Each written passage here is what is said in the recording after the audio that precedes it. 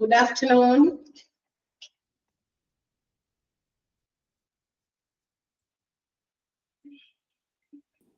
Good afternoon, ma'am.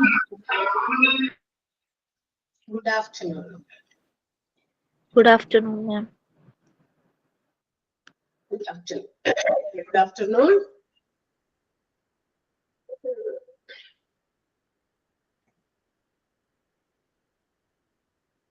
Yes.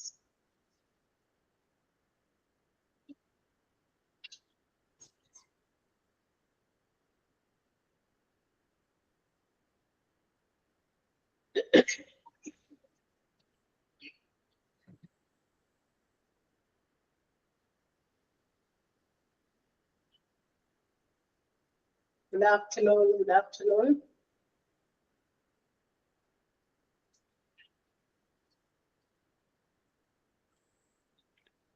Okay. തുടങ്ങാം.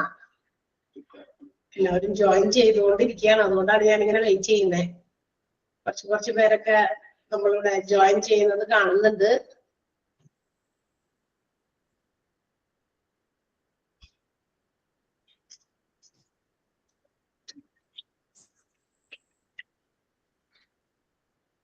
Yes, let's start. Sound ഒന്ന് mute ചെയ്തേ. അവിടെ പേരെ എടുത്തൊന്നും ഓർമ്മയുണ്ടോ? ഏതാ പഠിച്ചുകൊണ്ടിരിക്കുന്ന ചാപ്റ്റർ? ഓരോ ടീച്ചേഴ്സിനെ കാണുമ്പോ അവരെ എവിടെ നിർത്തിയിരിക്കുന്നു എന്നൊക്കെ പെട്ടെന്ന് ഓർമ്മയിൽ വരണം. നമ്മൾ ആഴ്ചയിൽ ഒരു ദിവസമേ കാണുള്ളൂ, അത് മൺഡേ മാത്രമാണ്. 13ാമത്തെ ചാപ്റ്റർ ആണ്. യെസ്, ലാസ്റ്റ് ചാപ്റ്റർ ആണ്. വെന്റിലേറ്റർ എന്ന് പറയുന്ന ചാപ്റ്റർ ആണ്. നമ്മൾ കഴിഞ്ഞ ദിവസം കുറച്ച് എടുത്ത് തുടങ്ങിയിരുന്നു അല്ലെ? വെന്റിലേറ്റർ എന്ന് പറയുന്നത് എന്താണ് എന്നൊക്കെ നമ്മൾ പറഞ്ഞു. It's an equipment to assist the lungs work. നമ്മുടെ ലങ്സിനെയൊക്കെ ശരിയായ അതിന്റെ പ്രവർത്തനങ്ങൾ ക്രമീകരിക്കാൻ കൊടുക്കുന്ന ഒരു ടെക്നിക്കൽ സപ്പോർട്ടാണ് വെന്റിലേറ്റർ എന്ന് പറയുന്നത്. ഒരു എക്യുപ്മെന്റ് ആണ് അല്ലെ? അപ്പൊ അതൊരു നമുക്ക് അതിന് വേണമെങ്കിൽ മറ്റു രീതിയിൽ അതിനെ വിശേഷിപ്പിക്കാം. ലൈഫ് സേവിങ് മെഷീൻ എന്ന് നമുക്ക് അതിന് വേണമെങ്കിൽ പേര് കൊടുക്കാം അല്ലെ? നമ്മുടെ ലൈഫിനെ സേവ് ചെയ്ത് നിർത്തുന്ന, ആ ഒരു ശ്വാസത്തെ മാത്രം പിടിച്ചു നിർത്തുന്ന ഒരു എക്യുപ്മെന്റ് ആണ്. That means when the patient feels hard to breathe, അതായത് ശ്വസിക്കാനായിട്ട് ബുദ്ധിമുട്ട് അനുഭവപ്പെടുന്ന ഏതെങ്കിലുമൊക്കെ രോഗങ്ങൾ അല്ലെങ്കിൽ രോഗം കൊണ്ടിട്ട് എന്താണ് ശ്വാസം എടുക്കാനായിട്ട് സ്വന്തമായിട്ട് നമുക്ക് എടുക്കാൻ പറ്റുന്ന ഒരു സാധനമാണല്ലോ ശ്വാസം. ഇൻഹെയിൽ ചെയ്യുന്നതും എക്സെയിൽ ചെയ്യുന്നതും ഇറ്റ്സ് ആൻ ആക്ടിവിറ്റി. നമ്മളുടെ ബോഡിയുടെ ഒരു പ്രവർത്തനമാണ്. യാതൊരു പ്രശ്നങ്ങളൊന്നുമില്ല. അവർക്കൊക്കെ കറക്റ്റ് ആയിട്ട് ഓട്ടോമാറ്റിക്കലി ആ ഒരു പ്രൊസീജിയർ നടന്നുകൊണ്ടിരിക്കും. പക്ഷെ there are some patients which relates to some diseases. ചില രോഗങ്ങൾ കൊണ്ട് ചില പേഷ്യൻസിനൊക്കെ അവർക്ക് സ്വന്തമായിട്ട് ശ്വാസം എടുക്കാൻ പറ്റാതെ വരുന്ന സമയത്താണ് നമ്മൾ ഈ ഒരു എക്യുപ്മെന്റിന്റെ സപ്പോർട്ട് കൊടുക്കുന്നത് അല്ലെ? And it helps. ആ ഒരു വെന്റിലേറ്ററുടെ സഹായത്തോടെ നമ്മളുടെ എന്താ പറയാ എയർ നമ്മുടെ ലങ്സിലേക്ക് പമ്പ് ചെയ്യാനും ലങ്സിൽ നിന്ന് പുറത്തേക്കൊക്കെ പോകാനും ഒക്കെ ആവശ്യത്തിന് ഓക്സിജൻ ഒക്കെ പ്രൊവൈഡ് ചെയ്യാൻ വേണ്ടി സപ്പോർട്ട് കൊടുക്കുന്ന ഒരു എക്യുപ്മെന്റ് ആണ് വെന്റിലേറ്റർ എന്ന് പറഞ്ഞു. വെന്റിലേറ്ററിനെ മറ്റു പേരുകളും അറിയപ്പെടുന്നുണ്ട് എന്ന് നമ്മൾ പറഞ്ഞു. ബ്രീത്തിങ് മെഷീൻ എന്നും അതുപോലെ മെക്കാനിക്കൽ വെന്റിലേഷൻ. ഓക്കെ, രണ്ട് ടൈപ്പ് ഇതിന്റെ പേരുകൾ വേറെയും കൊടുക്കുന്നുണ്ട്. അതാണ് നെയിംസ് ഫോർ വെന്റിലേറ്റർ കേട്ടോ. വെന്റിലേറ്ററിന്റെ മറ്റു പേരുകളാണ്, ഇതൊക്കെ നമ്മൾ പറഞ്ഞതാ. ഇനി which are some specific health conditions which require ventilator. വെന്റിലേറ്ററിന്റെ സപ്പോർട്ട് വേണ്ട ചില ഹെൽത്ത് കണ്ടീഷൻസിനെ കുറിച്ചാണ് നമ്മൾ പറഞ്ഞുകൊണ്ടിരുന്നത് അല്ലെ? ഇന്ന ചില അസുഖങ്ങൾക്കൊക്കെ ചിലപ്പോൾ വെന്റിലേറ്ററിന്റെ സപ്പോർട്ട് ആവശ്യം വരും. അങ്ങനെയുള്ള ചില കാര്യങ്ങളെ കുറിച്ചൊക്കെ നമ്മൾ ഡിസ്കസ് ചെയ്തുകൊണ്ടിരുന്നത്. കുറച്ച് പോയിന്റുകളൊക്കെ നമ്മൾ പറഞ്ഞു. First one, acute respiratory distress syndrome, ARDS എന്ന് പറയുന്നത് നമ്മൾ പറഞ്ഞു കഴിഞ്ഞതാണ്. എന്താണെന്ന് നമ്മൾ പറഞ്ഞല്ലോ നിങ്ങളോട്. എഴുതിയപ്പോ വെച്ചിട്ടല്ലേ നമ്മൾ ARDS എന്താണ് അല്ലെ? കൊലാപ്സ്ഡ് ലങ് വരെ നമ്മൾ പറഞ്ഞു. യെസ്, എനിക്കറിയാം, അത് നമ്മൾ അവിടെ വരെ പറഞ്ഞത്. അപ്പൊ ഇനി അത് കഴിഞ്ഞിട്ട് കൊലാപ്സ്ഡ് ലങ് പറഞ്ഞെന്നാണോ പറയുന്നത്? കൊലാപ്സ്ഡ് ലങ് പറഞ്ഞോ? അല്ലെങ്കിൽ അത് വരെ പറഞ്ഞെന്നാണോ? Pneumonia related to yes, collapsed lung വരെ നമ്മൾ പറഞ്ഞിട്ടുണ്ട്. അതായത് നമ്മളുടെ എന്താ പറയാ ലങ്സിലേക്കും ചെസ്റ്റിന്റെ വോളിന്റെ ഇടയിലേക്ക് എയർ ഇങ്ങനെ ലീക്ക് ചെയ്യുന്ന ഒരു അവസ്ഥയാണ് നമ്മൾ കൊലാപ്സ്ഡ് ലങ് എന്ന് വിളിക്കുക. എന്ന് വെച്ചാൽ നമ്മുടെ ചെസ്റ്റിന്റെ വോളില്, നെഞ്ചിന്റെ ഭിത്തിയും ഉള്ളില് അതുപോലെ തന്നെ ലങ്സിന്റെ ഇടയിൽ ഒരു ഗ്യാപ്പ് ഉണ്ട്. പക്ഷെ ആ ഗ്യാപ്പിനകത്തേക്ക് എയർ ഇങ്ങനെ ലീക്ക് ചെയ്യും. ആ ഒരു അവസ്ഥ ഒക്കെ ചില എന്താ പറയാ ഡിസീസസ് ആണ്. അപ്പൊ അങ്ങനെ ഉണ്ടാകുന്ന അവസ്ഥയാണ് നമ്മൾ കൊളാപ്സിന്റെ ലങ് എന്ന് വിളിക്കുക. ഇത്തരം സാഹചര്യങ്ങളിൽ നമുക്ക് എന്ത് ചെയ്യേണ്ടി വരും? ചിലപ്പോൾ പേഷ്യൻസിന് ഒരു വെന്റിലേറ്ററിന്റെ സപ്പോർട്ട് പ്രൊവൈഡ് ചെയ്യേണ്ടി വരും. പിന്നെ സ്ട്രോക്ക് നമ്മളൊക്കെ കേട്ടിരിക്കുന്നു. ക്ലിയർ ആകണില്ല? ക്ലിയർ ആകുന്നില്ലേ? ഞാൻ മറന്നുപോയി, ഈ സിസ്റ്റത്തിൽ നിന്നൊന്നും മാറിയിരിക്കണമെന്ന് വിചാരിച്ചതാ.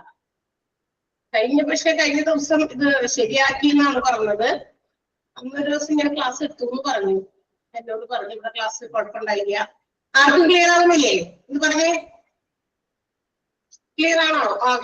ആണ്. കൂടുതൽ ആളുകളൊന്ന് റിയാക്ട് ചെയ്യൂ. യെസ്, ക്ലിയർ ആണെന്നാ പറയുന്നത്. അതിനൊന്ന് ജസ്റ്റ് വേറെ ചെയ്തിട്ട് അതെ ഒരു പ്രശ്നം ഉണ്ടായിരുന്നു, പക്ഷെ അത് നമ്മള് ആ പ്രശ്നം സോൾവ് ചെയ്തിട്ടുണ്ടായിരുന്നു സിസ്റ്റത്തിന്റെ. അത് കഴിഞ്ഞ് പിന്നെ ഞാൻ ഒരു ദിവസം ക്ലാസ് എടുത്തപ്പോ ഓക്കെ ആണ്, ക്ലിയർ ആകുന്നുണ്ട് എന്നാണ് പറഞ്ഞത് കേട്ടാ.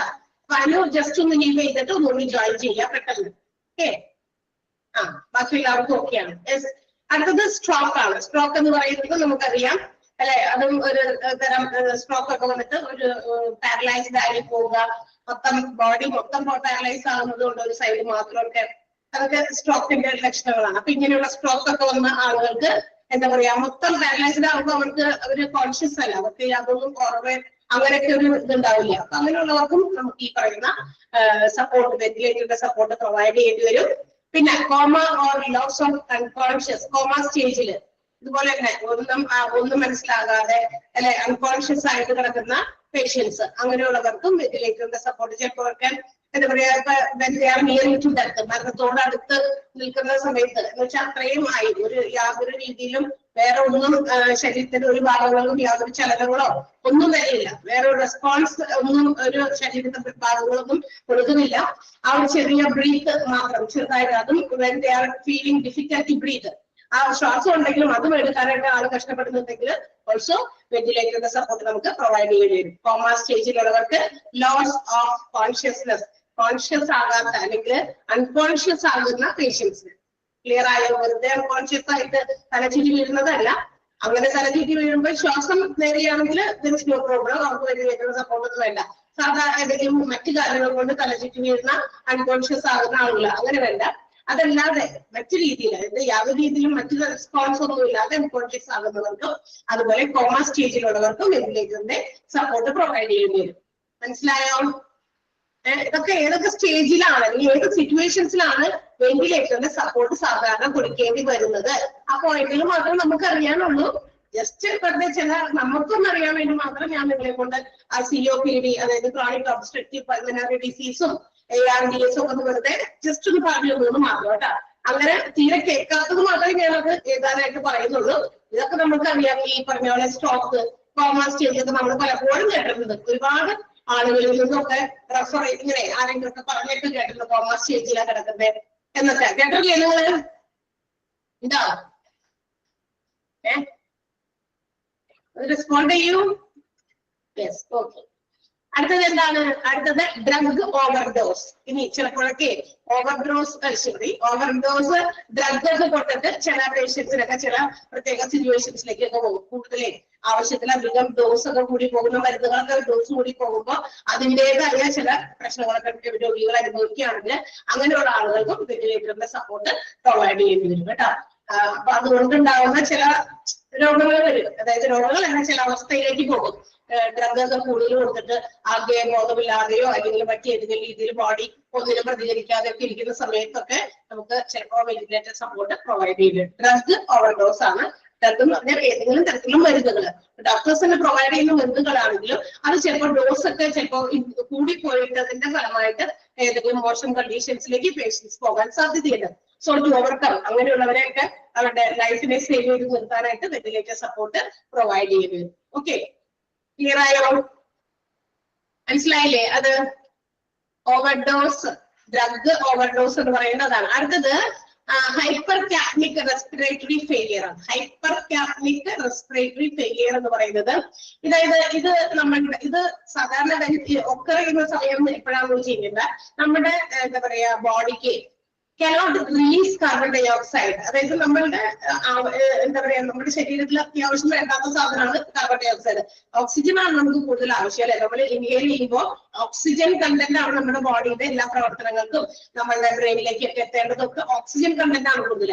ആൻഡ് നമുക്ക് ആവശ്യമില്ലാത്ത ബോഡിക്ക് ആവശ്യമില്ലാത്ത കാർബൺ ഡൈ ഓക്സൈഡിനെ അതെന്ത് ചെയ്യണം, പുറത്തേക്ക് റിമൂവ് ചെയ്ത് കളയണം. പക്ഷെ ചില സിറ്റുവേഷൻസിൽ നമ്മുടെ ബോഡിക്ക് ആ കാർബൺ ഡൈ ഓക്സൈഡിനെ റിമൂവ് ചെയ്ത് കളയാൻ പറ്റാത്ത അവസ്ഥകൾ വരും. കാർബൺ ഡൈ ഓക്സൈഡ് ശരീരത്തിനകത്ത് കൂടുതൽ തങ്ങിക്കഴിഞ്ഞാൽ അതിൻ്റെതായ അവസ്ഥകൾ വേറെ ഉണ്ടാകും, രോഗങ്ങളൊക്കെ. അപ്പൊ ആ ഒരു അവസ്ഥയാണ് നമ്മൾ ഹൈപ്പർ ക്യാപ്നിക് റെസ്പിറേറ്ററി ഫെയിലിയർ എന്ന് പറയുക. HRF എന്നതിന്റെ ഷോർട്ട് ഫോമിൽ വേണമെങ്കിൽ നമുക്ക് പറയാം. HRF എന്ന് വേണമെങ്കിൽ നിങ്ങളൊന്ന് ബ്രാക്കറ്റിൽ എഴുതിക്കോ കേട്ടോ. അതെന്താണെന്ന് ഞാൻ പറഞ്ഞുതരാം. സെന്റൻസ് എഴുതിക്കോ. Hypercapnic respiratory failure HRF. മനസ്സിലായോ എന്താണ്? നമ്മുടെ ബോഡിക്ക് സ്വന്തമായിട്ട് കാർബൺ ഡൈ ഓക്സൈഡിനെ റിമൂവ് ചെയ്ത് കളയാൻ പറ്റാത്തൊരവസ്ഥ. അത്തരം സന്ദർഭങ്ങളിൽ ഉണ്ടാകുന്ന ഒരു രോഗമാണ് ഹൈപ്പർ ക്യാപ്നിക് റെസ്പിറേറ്ററി ഫെയിലിയർ എന്ന് പറയുന്നത്. അത്തരം സിറ്റുവേഷൻസിൽ വെന്റിലേറ്റർ സപ്പോർട്ട് പേഷ്യൻസിന് പ്രൊവൈഡ് ചെയ്യേണ്ടി വരും. കിട്ടിയോ? മനസ്സിലായോ? മനസ്സിലായെങ്കിൽ എഴുതി തരാം. മനസ്സിലായോ ഇല്ലെന്നുള്ള ആദ്യം പറയാ, എന്നോട് എനിക്ക് പറയാൻ പറ്റുള്ളൂ. ഓക്കെ, HRF എന്ന് ബ്രാക്കറ്റിൽ എഴുതിയിട്ടൊക്കെ എഴുതുക. It happens when ഇത്തരം ഒരു സാഹചര്യം ഉണ്ടാകുന്ന കാരണമാണ് പറയുന്നത്. It happens when body cannot അല്ലെങ്കിൽ cannot ന്റെ ഷോർട്ട് ഫോം ആയിട്ട് വരിക. Body cannot remove enough carbon dioxide. ആവശ്യത്തിന് നമ്മളുടെ ശരീരത്തിൽ നിന്നും കാർബൺ ഡൈ ഓക്സൈഡ് പുറന്തള്ളപ്പെടണം. കാരണം അത് അധികം നമ്മുടെ ശരീരത്തിന് ആവശ്യമില്ല. അപ്പൊ ആവശ്യം ഇല്ലാത്തത് പുറന്തള്ളി കളയണം എന്നത് നമ്മുടെ ബോഡിയുടെ ഒരു പ്രവർത്തനമാണ്. പക്ഷെ അത്തരം ഒരു ഇത് ചെയ്യാൻ പറ്റാത്ത ചില ആളുകൾ ചില സമയത്ത് ഉണ്ടാകാറുണ്ട്. അവരെ നമുക്ക് ഈ പറയുന്ന വെന്റിലേറ്റർ സപ്പോർട്ട് പ്രൊവൈഡ് ചെയ്യേണ്ടി വരും. എഴുതിയോ? It occurs when body can't remove or release carbon dioxide. എഴുതിയല്ലോ? പറഞ്ഞോട്ടെ. അടുത്തത് ലങ് ഇൻഫെക്ഷൻ ആണ്. ലങ്സിന് ഉണ്ടാകുന്ന ഇൻഫെക്ഷൻ ആണ്. നമുക്കറിയാം ലങ്സിന് ഇൻഫെക്ഷൻ പല രീതിയിലും ഉണ്ടാകുമല്ലോ. നമ്മുടെ ശ്വാസകോശത്തിനെ പല രീതിയിലും എന്തെങ്കിലും രോഗങ്ങൾ കൊണ്ടോ അല്ലെങ്കിൽ ഏതെങ്കിലും പ്രത്യേക സാഹചര്യങ്ങളിൽ പല രീതിയിൽ ഇൻഫെക്റ്റഡ് ആകുക. അത്തരം സന്ദർഭങ്ങളിലും ശ്വാസകോശമല്ലേ അതല്ലേ പ്രവർത്തിക്കേണ്ടത്, ശ്വാസം ഇൻടേക്ക് ചെയ്യാനും എക്സേൽ ചെയ്യാനും ഒക്കെ. അപ്പൊ ആ ശ്വാസകോശത്തിന് ഏതെങ്കിലും തരത്തിലുള്ള ഡിസീസസ് വന്നാലോ ഇൻഫെക്റ്റഡ് ആയാലോ അപ്പൊ നമ്മൾ അതിനെ സപ്പോർട്ട് ചെയ്ത് നിർത്തണം. അതിന് നമ്മുടെ വെന്റിലേറ്ററിന്റെ ഹെൽപ്പ് അത്യാവശ്യമാണ്. ലങ് ഇൻഫെക്ഷൻ ക്ലിയർ ആയോ? ക്ലിയർ അല്ലേ? ലങ് ഇൻഫെക്ഷൻ അത്രയും കാലം കേൾക്കുമ്പോൾ തന്നെ കാര്യം മനസ്സിലായി. ലങ് ഇൻഫെക്റ്റഡ് ആകുക. അടുത്തത് മയസ്തീനിയ ഗ്രാവിസ് ആണ്. മയസ്തീനിയ ഗ്രാവിസ് എന്ന് പറയുന്നതും ഇത് നമ്മുടെ it destroys the communication between the nerve system and muscles. നമ്മുടെ നെർവസ് സിസ്റ്റം ഇല്ലേ, നമ്മുടെ നാഡീവ്യവസ്ഥ, ആ നാഡീവ്യവസ്ഥയും മസിൽസും തമ്മിലുള്ള ഒരു കമ്മ്യൂണിക്കേഷൻ ഉണ്ട്. കാരണം നമ്മളുടെ നാഡീ വ്യവസ്ഥ പ്രവർത്തിക്കുന്നത് അല്ലെങ്കിൽ നാഡീവ്യവസ്ഥകളുടെ പ്രവർത്തനമൊക്കെ നമുക്കറിയാം. അത് എന്താ പറയാ കൃത്യമായിട്ട് പ്രവർത്തിച്ചാലാണ് നമ്മുടെ മസിൽസ് ഒക്കെ കൃത്യമായിട്ട് പ്രവർത്തിക്കുന്നത്. നെർവ് സിസ്റ്റത്തിൽ ഏതെങ്കിലും തരത്തിലുള്ള കോംപ്ലിക്കേഷൻസ് ഉണ്ടാകുക. നെർവ് സിസ്റ്റം നമ്മളുടെ ഈ പറയുന്ന മസിൽസുമായിട്ടുള്ള കമ്മ്യൂണിക്കേഷൻ ആ ഒരു ഗ്യാപ്പ് അങ്ങനെ ഒരു ഇത് ഉണ്ടായി കഴിഞ്ഞാൽ അപ്പൊ ഉണ്ടാകുന്ന ഒരു പ്രശ്നമാണ് എന്താ പറയാ നമ്മുടെ മയസ്തീനിയ ഗ്രാവിസ് എന്ന് പറയുന്നത്. ഓക്കെ, അപ്പൊ മസിൽസ് കൃത്യമായിട്ട് പ്രവർത്തിക്കാതിരിക്കുക due to some causes of nerve system. നമ്മുടെ നാഡീവ്യവസ്ഥയിലെ ചില പ്രവർത്തനങ്ങൾ കൊണ്ടാണ് അങ്ങനെ സംഭവിക്കുക. അങ്ങനെ ഉണ്ടാകുന്ന ഒരു അവസ്ഥയാണ് നമ്മൾ എന്ത് വിളിക്കുക, മയസ്തീനിയ ഗ്രാവിസ് എന്ന് വിളിക്കുക. MG എന്നതിനെ ഷോർട്ട് ആയിട്ട് നമുക്ക് പറയാം, മയസ്തീനിയ ഗ്രാവിസ്. ഒന്ന് MG എന്ന് ഷോർട്ട് ഫോം ആയിട്ട് അതിന്റെ സൈഡിൽ ഒന്ന് എഴുതിയിട്ടേക്കാം. MG myasthenia gravis. അത് വേണമെങ്കിൽ ഞാനൊരു ചെറിയൊരു എക്സ്പ്ലനേഷൻ ഒരൊറ്റ ഫ്രേസ് ഒക്കെ തരുള്ളൂ. ഫുൾ സെന്റൻസ് നീട്ടി വിളിച്ചൊന്നും വേണ്ട. കാരണം നിങ്ങളത് വായിച്ചു നോക്കുമ്പോൾ ഇത് ഇന്നതാണ് മിസ് പറഞ്ഞത് ഇന്നതാണെന്ന് ഒന്ന് ജസ്റ്റ് ഒന്ന് മെമ്മറൈസ് ചെയ്യാൻ കൂടി വേണ്ടി മാത്രമേ എഴുതുന്നുള്ളൂ. നിങ്ങൾക്ക് വേണ്ടത് ഈ കിടക്കുന്ന പോയിന്റുകൾ മാത്രമാണ്. ഇതിനപ്പുറം നമുക്ക് പഠിക്കാനില്ല. പക്ഷെ ഇതൊന്ന് വായിച്ചു നോക്കുമ്പോൾ ഈ നമ്മൾ ഈ എന്താ പറയാ തത്തമ്മയെ കുറിച്ച് പഠിക്കുന്ന പോലെ പഠിക്കണ്ടല്ലോ. അതിന് വേണ്ടിയിട്ട് അങ്ങനെ ചില കാര്യങ്ങൾ ഇതൊക്കെ നമുക്ക് പുതിയ ടേംസ് ആണ്. നമ്മളിതൊന്നും കേട്ടിട്ടുണ്ടാവില്ല അല്ലേ? നമുക്കറിയാം എല്ലാവരും ഒരേ ഫീൽഡിൽ നിന്ന് വരുന്നവരെല്ലാം പഠിച്ച് +2 സയൻസ് എടുത്തവരുണ്ടായിരിക്കും, കൊമേഴ്സ് എടുത്തവരുണ്ടായിരിക്കും, പിന്നെ പൊളിറ്റിക്കൽ സയൻസ് നമ്മുടെ എന്താ പറയാ അതന്നെ പൊളിറ്റിക്കൽ സയൻസ് എന്ന് പറയുന്ന ഹ്യൂമാനിറ്റീസ് ഗ്രൂപ്പ് എടുത്തവരും ഉണ്ടായിരിക്കും. അപ്പൊ ഈ പറയുന്ന കാറ്റഗറിയിൽ എല്ലാവരും പല പല കാറ്റഗറിയിലായതുകൊണ്ട് ചിലപ്പോൾ സയൻസ് എടുത്തവരൊക്കെ ചിലപ്പോൾ എവിടെയെങ്കിലും ഒക്കെ കേട്ടിട്ടുണ്ടായിരിക്കും ഈ പറയുന്ന ചിലപ്പോൾ ചില രോഗങ്ങളുടെ പേരുകളും ബോഡി പാർട്സിന്റെ പേരൊക്കെ. പക്ഷെ ഈ കൊമേഴ്സുകാരും ചിലപ്പോൾ ഹ്യൂമാനിറ്റീസുകാരും ഒന്നും ചിലപ്പോൾ ഇതൊന്നും കേട്ടിട്ട് പോലും ഉണ്ടാവില്ല. അങ്ങനെയുള്ളവർക്ക് കൂടി വേണ്ടിയിട്ടാണ് നമുക്ക് ഇതൊന്ന് വായിച്ചു തുടങ്ങുമ്പോൾ ജസ്റ്റ് അവർക്കൊന്ന് ഓർത്തെടുക്കാൻ വേണ്ടി മാത്രം പറയുന്ന കാര്യങ്ങളൊന്നും എഴുതി വെക്കാട്ടാ. MG മയസ്റ്റീനിയ ഗ്രാവിസ് ഒരു ചെറിയ ഹൈപ്പൻ ഇട്ടിട്ട് അവിടെ എഴുതി വെക്കുക. Causes CAUSES causes our muscles MUSCLES മസിൽസിനെ ബാധിക്കുന്നതാണ് ഈ പറയുന്ന രോഗം, ഈ പറയുന്ന അവസ്ഥ. Causes muscles. വീണ്ടും ഒരു ഹൈഫൻ ഇട്ടിട്ട് ചെയ്താ destroys communication, destroy DESTROYS destroys communication between nervous system NERVES nervous system and muscles.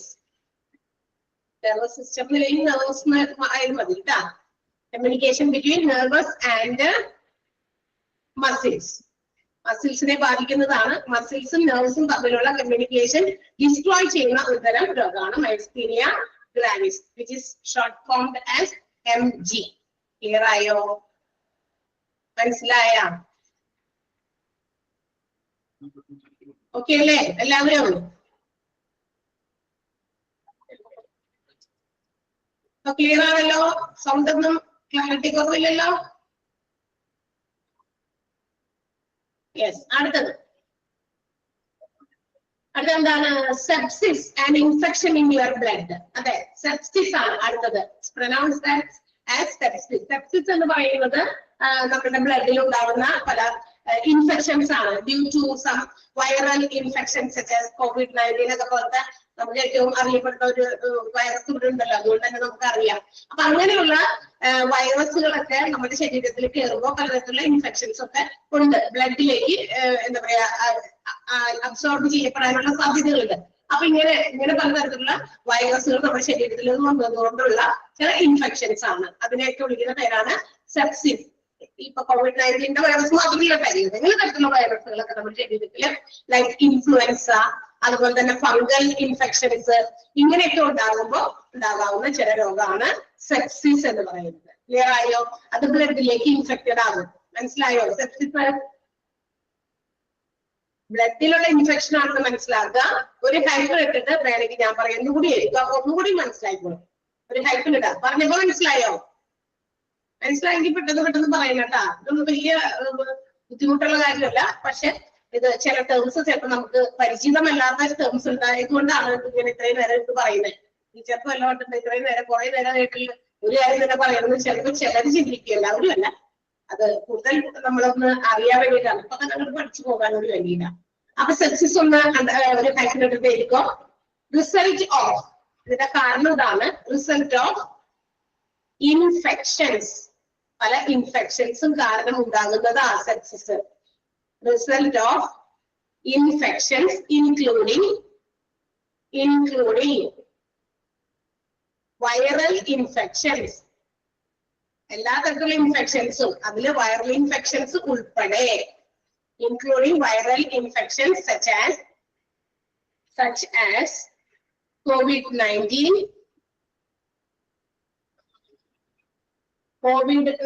അത് ഒരു എക്സാമ്പിൾ പറയുന്നതാ. Fungal disease, fungal infection etcetera. Fungal infection, fungus ഒക്കെ കയറിയിട്ടേ, ഫംഗൽ ഇൻഫെക്ഷൻ എക്സെട്ര. അത്ര മതി. ഈ ഇങ്ങനെയുള്ള സാധനങ്ങളൊക്കെ ഇപ്പൊ COVID-19 ഒക്കെ ഇൻഫെക്ഷൻ ഒക്കെ അവിടെ കിടക്കണ്ട, അല്ലെങ്കിൽ വൈറസ് കൊണ്ട് അത്തരം വൈറസ് ഒക്കെ നമ്മുടെ ബ്ലഡിലേക്കൊക്കെ അഴുകി ചേർന്ന് കഴിഞ്ഞ് കഴിയുമ്പോ അത് even cause death if not treated properly. ശരിയായ രീതിയിൽ അതിനെ ചികിത്സ തേടിയില്ലെങ്കിൽ മരണം വരെ സംഭവിക്കും എന്നുള്ളത് നമ്മളോട് പറയേണ്ട ആവശ്യമില്ല. നമ്മൾ അതിനെ ഫേസ് ചെയ്തതാണ്, എക്സ്പീരിയൻസ് ചെയ്തതാണ്. ഒരുപാട് പേർക്ക് അവരുടെ ജീവൻ നഷ്ടപ്പെട്ടു. എല്ലാവർക്കും ഇല്ല, ചില ആളുകൾക്ക് ചില ഇൻഫെക്ഷൻസിനെയൊക്കെ റെസിസ്റ്റ് ചെയ്യാനുള്ള പവർ അവരുടെ ബോഡിക്കുണ്ട്. എല്ലാവർക്കും അത് ഉണ്ടാവണമെന്ന് നിർബന്ധമില്ല. മനസ്സിലായോ? സെപ്സിസ് ആർക്കെങ്കിലും ഡൗട്ട് ഉണ്ടെങ്കിൽ പറയണം, അതല്ലെങ്കിൽ എനിക്ക് അടുത്തെങ്കിലും പോകാനാണ്. മനസ്സിലായോ? പോയാ ഓക്കെ. യെസ്, അടുത്തത് എന്താ? Upper spinal cord injuries. നമ്മുടെ സ്പൈനൽ കോഡുമായിട്ട് ബന്ധപ്പെട്ടുള്ള പല ഇഞ്ചുറീസ്, നമ്മുടെ എന്താ പറയാ spinal cord which is the main part of, അല്ലെ? നമുക്കറിയാം നമ്മുടെ ഒക്കെ ഏറ്റവും ഇമ്പോർട്ടന്റ് ആയിട്ടുള്ള ഭാഗമാണ്. അപ്പൊ അതിനകത്തൊക്കെ ഏതെങ്കിലും തരത്തിലുള്ള വലിയ ആഘാതമായിട്ടുള്ള ഇഞ്ചുറീസ് ഒക്കെ വരികയാണെങ്കിൽ തീർച്ചയായിട്ടും അതിനും വെന്റിലേറ്ററിന്റെ സപ്പോർട്ട് വേണ്ടി വരും കേട്ടോ. പിന്നെ പ്രിമച്വർ ലങ് ഡെവലപ്മെന്റ്, അത് യൂഷ്വലി സീൻ ഇൻ ബേബീസ്, കൊച്ചുകുട്ടികളില്, കുഞ്ഞ്, അതായത് ജനിക്കുമ്പോ ഉള്ള ശിശുക്കളൊക്കെ ഇല്ലേ, അങ്ങനെ ഉള്ള കുട്ടികൾക്ക്, ചില കുട്ടികൾക്കൊക്കെ ലങ് ഡെവലപ്മെന്റ് ആവശ്യത്തിന് ഉണ്ടാവില്ല. അതായത് പ്രിമച്വർ ബേബീസ് അല്ലേ? പ്രിമച്വർ ബേബീസ് എന്ന് പറഞ്ഞാൽ അറിയാലോ അല്ലെ? സ്റ്റിപ്പുലേറ്റഡ് പീരീഡ് ഓഫ് ഡെലിവറി, അതിന് മുമ്പ് നടത്തുന്നവരാണ്, അതായത് ഡെലിവറി ആവുന്നവരാണ് അത്തരം കുട്ടികൾ. ഇപ്പൊ നമുക്കറിയാം, ഒരു കുട്ടി ജനിക്കുന്നതിന് അതിന്റെ പൂർണ്ണ വളർച്ച കംപ്ലീറ്റ് ആയിട്ട് ജനിക്കുമ്പോ 9 മാസം 9 ദിവസം 9 നാഴിക, അങ്ങനെ വിനാഴിക എന്നൊക്കെ കാർന്നോന്മാരൊക്കെ പറയുന്നത് കേട്ടിട്ടുണ്ട്. അതാണ് അതിന്റെ ഒരു കണക്ക്. എത്ര നയനാണ്. അപ്പൊ ഇങ്ങനെയുള്ള ഒരു കണക്കുണ്ട്. പക്ഷെ ചില കുട്ടികളൊക്കെ ചിലപ്പോ 6 മാസം ആകുമ്പോ എന്തെങ്കിലും ക്രിട്ടിക്കലായിട്ടുള്ള ചില സ്റ്റേജസിലൊക്കെ ചിലപ്പോൾ കുട്ടിയെ പുറത്തെടുക്കേണ്ടി വരും, പ്രസവിക്കാനും ഒക്കെ സാധ്യതകളുണ്ട്. അങ്ങനെയുള്ള ബേബീസ് ആണ് പ്രിമച്വർ ബേബീസ്. അപ്പൊ ആ പ്രിമച്വർ ബേബീസിന് നമുക്കറിയാം, നമ്മളുടെ അമ്മയുടെ ഉദരത്തിലായിരിക്കുമ്പോഴാണ് ആ കുട്ടിക്ക് എല്ലാ തരത്തിലുള്ള വളർച്ചയും, അല്ലെ? അതിന്റെ ബുദ്ധിയും ആ കുഞ്ഞ് ജനിച്ചു കഴിയുമ്പോൾ ഉണ്ടാകാവുന്ന ആ ഒരു പൂർണ്ണ വളർച്ച കറക്റ്റ് ആയിട്ട് കംപ്ലീറ്റ് ആകാണെങ്കിൽ അതിൻ്റെതായ ഒരു ബുദ്ധിയും മറ്റു കാര്യങ്ങളും മെന്റലി ഫിസിക്കലി ഒക്കെ എല്ലാ രീതിയിലും അവയവങ്ങളൊക്കെ ആണെങ്കിലും കൃത്യമായിട്ട് അത് വരണമെങ്കിൽ ആ ഒരു കംപ്ലീറ്റ് ആ ഒരു ഡ്യൂറേഷൻ കംപ്ലീറ്റ് ചെയ്യും. പക്ഷെ ഇത്തരം സാഹചര്യങ്ങളിൽ ചിലപ്പോൾ വളർച്ച എന്ന് പറയുമ്പോൾ അവയവങ്ങളൊക്കെ ഓക്കെ ആയിരിക്കാം, പക്ഷെ ചിലപ്പോൾ നമുക്കറിയാം ഓരോ മറ്റ് ഡെവലപ്മെന്റുകളും കുട്ടിക്ക് ആവശ്യമുണ്ട്, അല്ലെ? ബുദ്ധിപരമായിട്ടുള്ള കാര്യങ്ങളിലും അതിന്റെ ലങ്സിന്റെ പ്രവർത്തനമൊക്കെ കൃത്യമാകണം. അപ്പൊ ചില കുട്ടികളിൽ ഇങ്ങനെ ഉണ്ടാവില്ല. അപ്പൊ അങ്ങനെയാണെങ്കിൽ അവർക്ക് വെന്റിലേറ്റർ സപ്പോർട്ട് കൊടുത്ത് അവരുടെ ജീവൻ നിലനിർത്താനുള്ള കാര്യങ്ങൾ ചെയ്യേണ്ടി വരും. ഓക്കെ, ക്ലിയർ ആയോ? അപ്പൊ these are the health conditions which require ventilator support. വെന്റിലേറ്ററിന്റെ സപ്പോർട്ട് ആവശ്യമുള്ള ചില രോഗങ്ങളെ കുറിച്ചിട്ടാണ് നമ്മളിവിടെ പറഞ്ഞതൊക്കെ. ക്ലിയർ ആണല്ലോ? മനസ്സിലായില്ലേ? ഇത്രയും കാര്യങ്ങളും എന്താ പറയാ, സംശയമൊന്നുമില്ലല്ലോ? ഈ രോഗങ്ങളൊക്കെ പറയുമ്പോഴാണ് ചിലപ്പോൾ ഇത്തിരി സംശയമൊക്കെ ഉണ്ടാകുക. അതിനാണ് ഞാൻ അവിടെ ഒരു എക്സ്പ്ലനേഷൻ കൊടുക്കാൻ പറഞ്ഞത്. ഇനിയുള്ള ഭാഗത്ത് വളരെ സിമ്പിൾ ആണ്, അതിന് കുറച്ച് സമയം കൂടുതലും എടുത്തു നമ്മൾ. ഇനി നമുക്കറിയാം, ഡ്യൂറിങ് സർജറീസും വെന്റിലേറ്റർ ചിലപ്പോഴൊക്കെ ആവശ്യം വേണ്ടി വരും, അല്ലെ?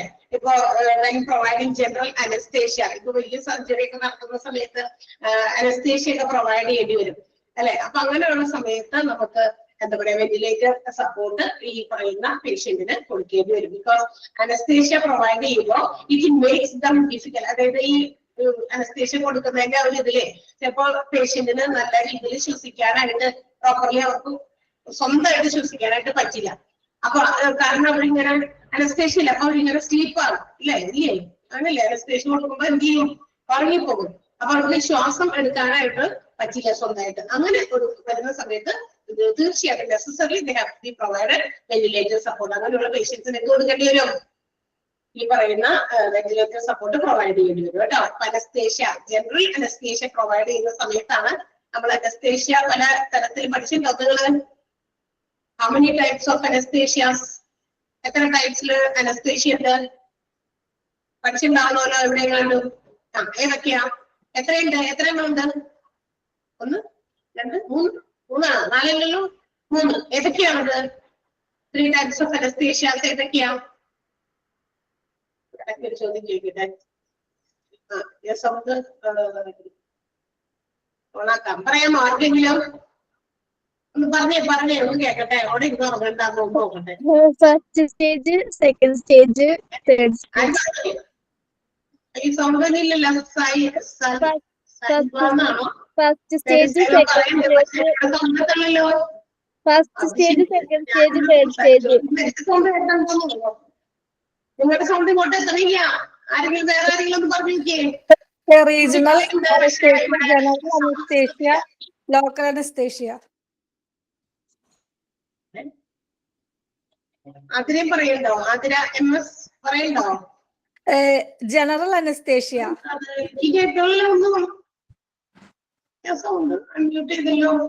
ഹലോ മിസ്റ്റർ കേൾക്കുന്നുണ്ടോ?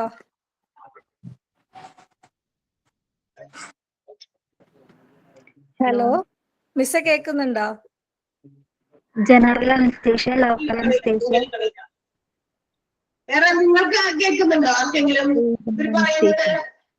ഞങ്ങൾക്കെല്ലാം കേൾക്കുന്നുണ്ടോ? ആ ശരി, എനിക്കൊന്നും കേൾക്കണ്ട.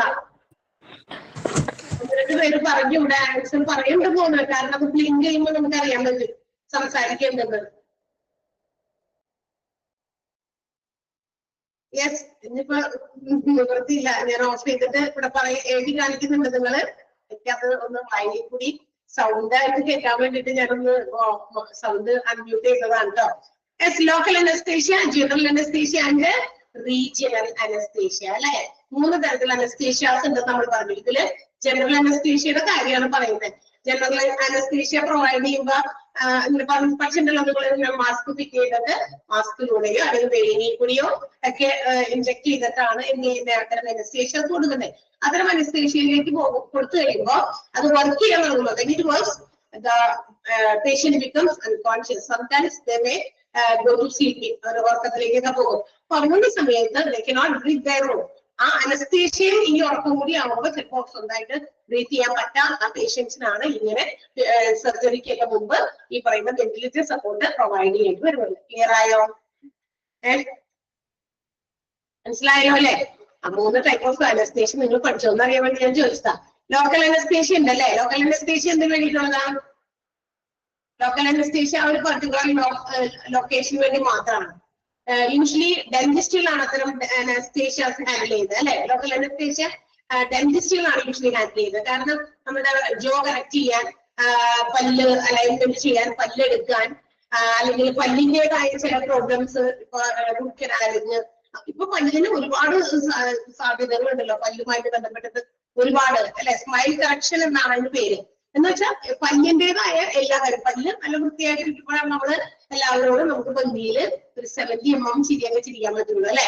അതല്ലെങ്കിൽ പല്ലിൽ എന്തെങ്കിലും ഡിഫക്ട്സ് ഒക്കെ വരുമ്പോൾ നമുക്കൊരു കോൺഫിഡൻസ് ഇല്ല മറ്റുള്ളവരെ മുഖത്ത് ചിരിക്കാൻ, ഗ്യാപ്പ് ഉണ്ടാകുക അല്ലെ. അപ്പൊ അങ്ങനെയുള്ള ഇതൊക്കെ കറക്റ്റ് ചെയ്യുന്നതാണ് ഇപ്പൊ ഡെന്റിസ്റ്റുകളുടെ ഒക്കെ മുമ്പിൽ ഇങ്ങനെ എനിക്ക് വേണ്ടി ചെയ്യാൻ സ്മൈൽ കറക്ഷൻ. സ്മൈൽ ചെയ്യുന്നത് നമ്മുടെ ചിരിയെ ഭംഗി കൂട്ടുന്നത് നമ്മുടെ പല്ലും ചുണ്ടുകളൊക്കെയാണ്. അപ്പൊ തീർച്ചയായിട്ടും അത് കറക്റ്റ് ആക്കുക എന്നുള്ളതാണ്. അപ്പൊ അങ്ങനെ അവർക്ക് ചില ആ ഒരു പർട്ടിക്കുലർ പോയിന്റിന് മാത്രമൊക്കെ മരയിപ്പിച്ചാൽ മതി. ഇപ്പൊ ഇവിടെ ഒരു പല്ലെടുക്കണം ആ ഒരു പർട്ടിക്കുലർ ലൊക്കാലിറ്റിയിൽ എവിടെയെങ്കിലും ചെറിയ ഇഞ്ചക്ഷൻ അവിടെയാണ്. അപ്പൊ അവിടെ മാത്രം ഇങ്ങനെ നമ്പാവും എന്ന് വെച്ചാൽ മരവിക്കും. അത്ര ഭാഗം മാത്രം പല്ലെടുക്കുമ്പോൾ എക്സ്പീരിയൻസ് ഉള്ളവർക്ക് അറിയാൻ പറ്റും. ഒരു മിക്കവർക്കും അതുമായി ബന്ധപ്പെട്ട എക്സ്പീരിയൻസ് ഉണ്ടായിരിക്കും. ആ ഭാഗം മാത്രം നമുക്ക് അവിടെ ഒന്നും ഇല്ലാത്ത പോലെയൊക്കെ ഫീൽ ചെയ്യും അല്ലെ. അതാണ് ലോക്കൽ അനസ്തേഷ്യ. റീജിയണൽ അനസ്തേഷ്യ എന്താണ്? ഒരു പാർട്ട് ഓഫ് അവർ ബോഡിയെ നമ്പ് ചെയ്യുന്ന ഒരു ഇതാണ്, മരവിപ്പിക്കുന്നതാണ്. എന്ന് വെച്ചാൽ അത് കൂടുതലും നമ്മുടെ സി സെക്ഷൻസിലാണ്, അതായത് സിസേറിയൻ എന്നൊക്കെ നടത്തുമ്പോഴാണ് ഈ റീജിയണൽ അനസ്തേഷ്യ പ്രൊവൈഡ് ചെയ്യുന്നത്. വെച്ചാൽ ആ ഒരു ഭാഗം നമുക്ക് ഇല്ലാത്ത പോലെ തോന്നും. എന്ന് വെച്ചാൽ നമ്മൾ കോൺഷ്യസ് ആണ്, നമുക്ക് കാര്യങ്ങളൊക്കെ അവിടെ എന്തൊക്കെയോ നടക്കുന്നുണ്ടെന്നൊക്കെ നമുക്ക് മനസ്സിലാവുന്നുണ്ട്. പക്ഷെ വി നോട്ട് ഫീൽ പെയിൻ, നമുക്ക് വേദനയോ മറ്റൊന്നും അറിയുന്നില്ല അല്ലെ. ചെറിയ മുറിക്കുന്നതൊക്കെ ചിലപ്പോൾ നമുക്ക് ഇങ്ങനെ തോന്നുന്നുണ്ട് അല്ലെ. അനുഭവിച്ചവർക്ക് അറിയാൻ പറ്റും. അങ്ങനെയൊക്കെയാണ് പറഞ്ഞു കേട്ടിരിക്കുന്നത്. അത് എന്താ പറയുക, എക്സ്പീരിയൻസ് ചെയ്തവർക്ക് കൃത്യമായിട്ട് അത് അറിയാൻ പറ്റും അല്ലെ. അങ്ങനെയല്ലേ? യെസ്, അതന്നെയാണ്. ഓക്കെ. ഇനി അടുത്തത് ഈ എന്താ പറയുക, സർജറിയുടെ സമയത്ത് during സർജറിയും some of the patients needs വെന്റിലേറ്ററിൽ ഒരു കുറച്ച് സമയത്തേക്കൊക്കെ ചിലപ്പോൾ പേഷ്യന്റ് ഒരു പർട്ടിക്കുലർ ഡ്യൂറേഷന് വേണ്ടി മാത്രമൊക്കെ ചിലപ്പോൾ ഈ പറയുന്ന വെന്റിലേറ്റർ സപ്പോർട്ട് വേണ്ടി വരും.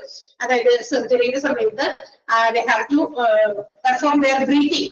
പേഷ്യന്റിന് എന്താ പറയാ, ജനറൽ അനസ്തേഷ്യ ഒക്കെ കൊടുത്തേക്കുന്നത് കൊണ്ട്, നേരത്തെ പറഞ്ഞ സാധനം തന്നെ ജനറൽ അനസ്തേഷ്യ പ്രൊവൈഡ് ചെയ്യുന്നതുകൊണ്ട് feel not like breathing. Breathing ശരിയായ രീതിയിൽ എടുക്കാൻ പറ്റാത്ത അങ്ങനെ ഒരു സമയത്താണ് ഒരു പ്രൊവിഷൻ ഈ വെന്റിലേറ്ററിന്റെ സപ്പോർട്ട് അവർക്ക് കൊടുത്ത് അവരുടെ ബ്രീത്തിങ് കൺട്രോൾ ചെയ്യാനായിട്ട് പറ്റുന്ന രീതി കേട്ടോ. അപ്പൊ സർജറിയുടെ സമയത്ത് കൊടുക്കും ജനറൽ അനസ്തേഷ്യ പ്രൊവൈഡ് ചെയ്തതിന് ശേഷം. അത് നേരത്തെ പറഞ്ഞ കാര്യം തന്നെ റിപ്പീറ്റ് ചെയ്തിരിക്കുന്നു. ഇനി when the patient is also recovering from surgery, surgery ഒക്കെ കഴിഞ്ഞു അതിന് റിക്കവർ ചെയ്ത് വരുന്നതിന് മുൻപ് ആ ഒരു റിക്കവറിംഗ് സ്റ്റേജ് എന്ന് വെച്ചാൽ ഓക്കെ ആകുന്ന ആ ഒരു stage, then also the patient needs some ventilator support. അതായത് അപ്പോഴും ബ്രീത്തിങ് കുറച്ച് മണിക്കൂറുകളോളം ആളെ ഒന്ന് സ്റ്റേബിൾ ആകാൻ ബ്രീത്തിങ് ഒന്ന് പ്രോപ്പർ ആക്കാൻ സർജറി ഒക്കെ കഴിഞ്ഞ് കൊണ്ടുവന്നിട്ടുള്ളൂ. അപ്പൊ ആ കൊണ്ടുവരുന്നത് നേരെ ചിലപ്പോ വെന്റിലേറ്റർ സപ്പോർട്ട് ചിലപ്പോൾ കൊടുക്കേണ്ടി വരും. ആ നോർമൽ ബ്രീത്തിങ് സ്റ്റേജിലേക്കൊക്കെ കൊണ്ടുപോകാൻ ചിലപ്പോൾ കുറച്ച് മണിക്കൂറുകളോ അല്ലെങ്കിൽ കുറച്ച് അധിക സമയമൊക്കെ ചിലപ്പോൾ അവരെ ആ ഒരു സ്റ്റേജിൽ തന്നെ വെന്റിലേറ്ററിൽ തന്നെ പ്രൊവൈഡ് ചെയ്യേണ്ടി വരും. അപ്പൊ ഡ്യൂറിങ് ദ സർജറിയും അതുപോലെ തന്നെ റിക്കവറിങ് ഫ്രം സർജറിയും ഈ രണ്ട് സമയത്തും പേഷ്യൻസിന് ചിലപ്പോൾ വെന്റിലേറ്റർ സപ്പോർട്ട് അസിസ്റ്റ് ചെയ്യാൻ പ്രൊവൈഡ് ചെയ്യേണ്ടി വരും. ക്ലിയർ ആയോ? മനസ്സിലായോ? അതില് ഈ 2 പോയിന്റ് അണ്ടർലൈൻ ചെയ്യണം. ആദ്യം ഞാൻ അതൊന്നും അണ്ടർലൈൻ ചെയ്യാം. 2 പോയിന്റ്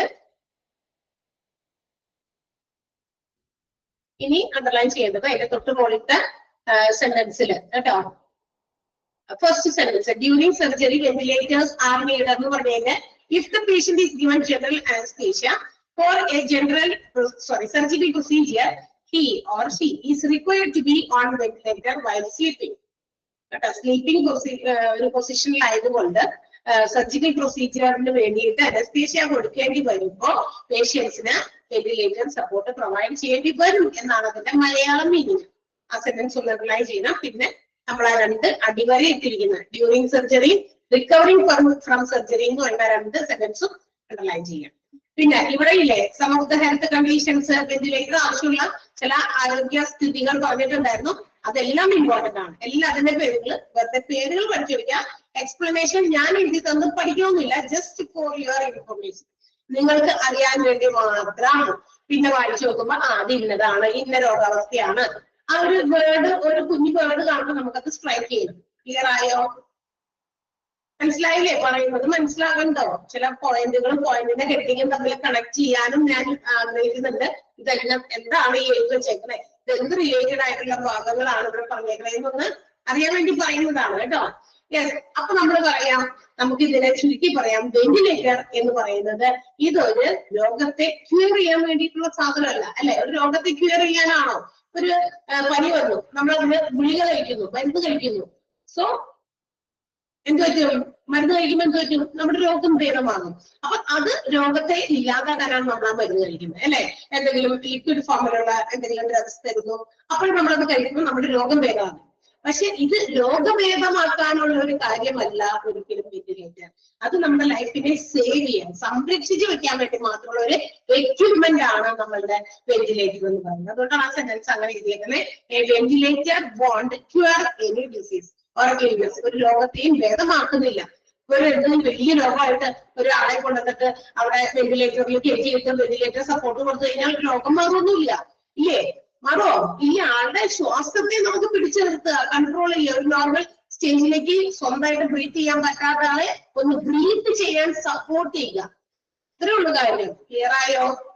വെന്റിലേറ്ററിൽ കിടക്കുന്ന ആളുകൾക്ക് രോഗം ഭേദമാകണം എന്ന് നിർബന്ധമൊന്നുമില്ല. ഓക്കെ, അപ്പൊ അപ്പൊ ഒരു വെന്റിലേറ്ററിന്റെ ഉത്തരവാദിത്തം എന്താണ്, റെസ്പോൺസിബിലിറ്റി എന്താണ്? To maintain the patients breathing. ആ ബ്രീത്തിങ്, പേഷ്യന്റിന്റെ ബ്രീത്തിങ്ങിനെ ഒന്ന് മെയിൻറ്റെയിൻ ചെയ്ത് നിർത്തുക, അല്ലെ? കാരണം ആ ബ്രീത്തിങ്ങിനെ മെയിൻറ്റെയിൻ ചെയ്യാനുള്ള സപ്പോർട്ട് നമ്മൾ വെന്റിലേറ്റർ കൊടുക്കാനുള്ള കാരണം എന്താണ്? കാരണം ചിലപ്പോ patient may be fighting with his disease, infection, അല്ലെ? അല്ലെങ്കിൽ ഫ്രം ട്രോമ, എന്തെങ്കിലും തരത്തിലുള്ള വലിയ ഡിസീസ്, രോഗം, അല്ലെങ്കിൽ എന്തെങ്കിലും തരത്തിലുള്ള ഇൻഫെക്ഷൻ, അല്ലെങ്കിൽ ഒരു ട്രോമയുമായിട്ട് മല്ലിടുന്ന ഒരു പേഷ്യൻസിനെ ജസ്റ്റ് ഒന്ന് അവരുടെ ബ്രീത്തിങ്ങിന് ഹെൽപ്പ് ചെയ്യുക. ഇത്രയും വലിയ കാര്യങ്ങളൊക്കെ പുള്ളിക്ക് അനുഭവിക്കുകയാണ്. പക്ഷെ അതിന് ഒരു ചെറിയ സപ്പോർട്ട്, ശ്വാസം, മനുഷ്യന് ഏറ്റവും അത്യാവശ്യം നിലനിൽക്കാൻ വേണ്ടത് ശ്വാസമാണ്, അല്ലെ? നമുക്ക് ആ ഒരു ബ്രീത്തിങ് കേപ്പബിലിറ്റിയാ വേണ്ടത്. ഒരു 10-15 മിനിറ്റ് ഒക്കെ നമുക്ക് ഇങ്ങനെ ശ്വാസം അടക്കി പിടിച്ചിട്ട് നിൽക്കാൻ പറ്റില്ല. വെള്ളത്തിൽ മുങ്ങി കിടക്കുന്നവര് അത്രയും പെട്ടെന്ന് ഒരു പ്രത്യേക സമയം അവർ അകത്ത് പിടിച്ച് നിൽക്കാവുന്ന അത്രയും സമയം വരെ അവർ നിൽക്കും. അതിനുശേഷം പെട്ടെന്ന് സർഫസിലേക്ക് പൊങ്ങി വരും, ഇല്ലേ? നമ്മുടെ മൂക്കില് ഞാൻ ഇത്ര നേരം പിടിച്ചു വെക്കാൻ പറ്റും നോക്കട്ടെ, നമ്മുടെ മൂക്ക് പൊത്തി പിടിച്ചൊക്കെ നമ്മൾ പല കാര്യങ്ങളൊക്കെ ചെറുതിലൊക്കെ ചെയ്തിട്ടുണ്ട്. പക്ഷെ എത്ര പേര് നമ്മൾ അതിനെ പിടിച്ചു നിർത്തോ, ശ്വാസം പുറത്തേക്ക് വിടാതെ എടുക്കാതെയും until we feel uncomfortable, അല്ലെ? നമുക്ക് അസ്വസ്ഥമാകുന്നത് കണ്ണത് കുറിച്ച് എന്താ പറയാ, ഒരു പിടിച്ചു നിർത്താൻ ഒട്ടും പറ്റാത്ത സമയത്ത് വരെ നമ്മൾ എന്ത് ചെയ്യും? അങ്ങനെ നിൽക്കൂടും. അത് നമ്മൾ റിലീസ് ചെയ്യും, നമ്മളെ കൈവിടും, അല്ലെ? വെള്ളം കുടിക്കാതെ, ഭക്ഷണം കഴിക്കാതെ ചിലപ്പോൾ ദിവസങ്ങളോട് നമുക്ക്, കുറച്ച് ദിവസമൊക്കെ നമുക്ക് എന്താ പറയാ എക്സിസ്റ്റ് ചെയ്യാൻ പറ്റുമായിരിക്കാം. പക്ഷെ വിത്തൗട്ട് എയർ നമുക്ക് എക്സിസ്റ്റ് ചെയ്യാൻ പറ്റില്ല. നമ്മൾ ചെറിയ ക്ലാസ്സിലൂടെ പഠിച്ചതാണ്. അപ്പൊ അങ്ങനെ ഈ പറയുന്ന രോഗങ്ങൾ കൊണ്ട് ബുദ്ധിമുട്ട് അനുഭവിക്കുന്നവർക്ക് അവരുടെ ബ്രീത്തിങ്ങിനെങ്കിലും അവരെ ഹെൽപ്പ് ചെയ്യാൻ കാരണം which is very essential for supporting our life. നമ്മുടെ ലൈഫിനെ പിടിച്ചു നിർത്തണമെങ്കിൽ എയർ ആണ് ഏറ്റവും ഇമ്പോർട്ടന്റ്, ബ്രീത്തിങ് ആണ് ഏറ്റവും ഇമ്പോർട്ടന്റ് ആയിട്ടൊരു മനുഷ്യന് വേണ്ടത്. അപ്പൊ അതിന് സപ്പോർട്ട് കൊടുക്കുക എന്നുള്ളത് മാത്രമേ വെന്റിലേറ്ററിന്റെ റെസ്പോൺസിബിലിറ്റി ഉള്ളൂ. ക്ലിയർ ആയോ? മനസ്സിലായോ? ട്രോമ എന്ന് കേട്ടില്ലേ? വലിയ എന്തെങ്കിലും തരത്തിലുള്ള ആക്സിഡന്റ്, വലിയ ആഘാതം, അതുകൊണ്ടുണ്ടാകുന്ന ഇഞ്ചുറി, അതിനെയാണ് നമ്മൾ ട്രോമ എന്ന് വിളിക്കുക. Okay, yes. ഇനി എങ്ങനെയാണ് നമ്മളുടെ വെന്റിലേറ്റർ വർക്ക് ചെയ്യുന്നത്? നമുക്കറിയാം വെന്റിലേറ്റർ എന്ന് പറയുന്നത് ഇറ്റ് എംപ്ലോയ്സ് പ്രഷർ. നമ്മളുടെ ലങ്സിനകത്ത് ഉള്ള ബോഡിക്കകത്തുള്ള കാർബൺ ഡൈ ഓക്സൈഡിനെ റിമൂവ് ചെയ്യാനായിട്ട് കൊടുക്കുന്ന ഒരു പ്രഷർ. അങ്ങനെയുള്ള ഒരു കാര്യമാണ് നമ്മുടെ മെഡിക്കൽ വെന്റിലേറ്റർ സാധാരണ ചെയ്യുക. നമുക്കറിയാം അത് ഇറ്റ് പമ്പ് ഓക്സിജനേറ്റഡ് എയർ, അതായത് ഓക്സിജൻ കണ്ടന്റ് കൂടുതലുള്ള എയർ നമ്മുടെ എയർവേസിലേക്ക്, നമ്മുടെ എന്താ പറയാ ശ്വാസം നമ്മൾ എങ്ങോട്ടേക്ക് ഏത് വഴിയൊക്കെയാണ് കയറി പോണേ, എവിടേക്കാ വരെ എത്തണേ എന്നുള്ളതൊക്കെ നമുക്കറിയാം. അപ്പൊ അതിലേക്ക് ഈ പറയുന്ന എന്താ പറയാ എയറിനെ പമ്പ് ചെയ്ത് നല്ല ഓക്സിജനേറ്റഡ് ആയിട്ടുള്ള എയർ, കാർബൺ ഡൈ ഓക്സൈഡ് കൂടിയതല്ല കേട്ടോ, ഓക്സിജൻ നിറഞ്ഞ എയറിനെ പമ്പ് ചെയ്ത് പ്രസ് ചെയ്ത് നമ്മുടെ ബോഡിയിലേക്ക് വിട്ടിട്ട് അവിടുന്ന് കാർബൺ ഡൈ ഓക്സൈഡിനെ പെട്ടെന്ന് റിമൂവ് ചെയ്യുന്ന ഒരു കാര്യം, ഒരു സംഗതിയാണ് നമ്മുടെ മെഡിക്കൽ വെന്റിലേറ്റർ ചെയ്യുന്നത്. അങ്ങനെയാണ് മെഡിക്കൽ വെന്റിലേറ്ററിൽ ഫങ്ഷൻ ചെയ്യുന്നത്. മനസ്സിലായോ? ആ ഒരു ഫങ്ഷനിങ് ആണ് മെഡിക്കൽ വെന്റിലേറ്ററിന് ഉള്ളത്. ക്ലിയർ ആയോ? മനസ്സിലായോ? ആ ഒരു സെന്റൻസ് അണ്ടർലൈൻ ചെയ്യാട്ടോ. A medical ventilator employs pressure to remove carbon dioxide from your body and pump oxygenated air into your airways. Airways എന്ന് പറഞ്ഞാൽ എയർ പോകുന്ന ഭാഗം, ആ വഴി കൂടി ഒക്കെ പ്രഷറൈസ്ഡ് ഓക്സിജനേറ്റഡ് എയർ ആണ് കടത്തിവിടുന്നത്. ഇനി അപ്പൊ നമ്മുടെ എയർവേസ് ഏതൊക്കെയാണ് നമ്മുടെ ശ്വാസം നമ്മളിങ്ങനെ എടുത്തോണ്ട് വിടുന്നത് ചിലപ്പോഴൊക്കെ നമ്മൾ വലിയ ഫീലിംഗ് ഒന്നുമില്ല. കാരണം നമ്മളിങ്ങനെ ഏത് സമയവും ചെയ്തുകൊണ്ടിരിക്കുന്ന ഒരു ആക്ടിവിറ്റിയാണ് ബ്രീതിങ് എന്ന് പറയുന്നത്. Inhaling and exhaling. അതൊരു ഓട്ടോമാറ്റിക് പ്രൊസീജിയർ ആണ്. ജീവനുള്ളവർക്കുള്ള മനുഷ്യനൊക്കെ ഇങ്ങനെ സ്വയമായിട്ട് നമ്മൾ അറിഞ്ഞും അറിയാതെയും ഇങ്ങനെ ശ്വസിച്ചുകൊണ്ടേയിരിക്കും. അതുപോലെ തന്നെ ഓരോ സെക്കൻഡ്സിലും നമ്മൾ എത്രത്തോളം ബ്രീത്ത് ചെയ്യുന്നത്, എത്ര എക്സെയിൽ ചെയ്യുന്നതൊക്കെ നമ്മൾ ശ്രദ്ധിക്കുന്നൊന്നുമില്ല. നമ്മൾ ശ്രദ്ധിച്ചില്ലെങ്കിലും ആ ഒരു പ്രൊസീജിയർ അവിടെ അങ്ങനെ നടന്നുകൊണ്ടിരിക്കും. ഇതങ്ങനെ നടക്കുന്നുണ്ട്. അപ്പൊ നമ്മൾക്ക് വലിയ ശ്രദ്ധയൊന്നുമില്ല. കാരണം അതിങ്ങനെ ആവശ്യത്തിന് കിട്ടുകയാണല്ലോ. നമ്മളിങ്ങനെ അകത്തേക്ക് എടുക്കുന്നു, പുറത്തേക്ക് ഇടുന്നു. പക്ഷെ ഇത് ഏത് കൂടിയൊക്കെയാ പോകുന്നതെന്നോ എവിടെ വരെ അത് എത്തുന്നൊന്നും നമ്മൾ ശ്രദ്ധിക്കാറൊന്നുമില്ല. സ്കൂളിലൊക്കെ പഠിച്ചുകൊണ്ടിരുന്നപ്പോ സയൻസ് ക്ലാസ്സിലൊക്കെ നമുക്ക് പഠിക്കാനുണ്ടായിരുന്നിട്ടുണ്ടാവോ ഇല്ലേ? അപ്പൊ എയർവേസ് ആണ്. ആ എയർ പോകുന്ന വഴിയാണ്. It starts from nose. മൂക്കിൽ കൂടിയാണ് നമ്മൾ ബാഹ്യമായിട്ട് ഫിസിക്കലായിട്ട് നമ്മൾക്ക് കാണുമ്പോൾ നമ്മുടെ ഈ മൂക്കാണ് ഇത് എടുക്കാനുള്ള ഉപയോഗിക്കുന്ന ഒരു അവയവം, ഒരു ഓർഗൻ അല്ലെ.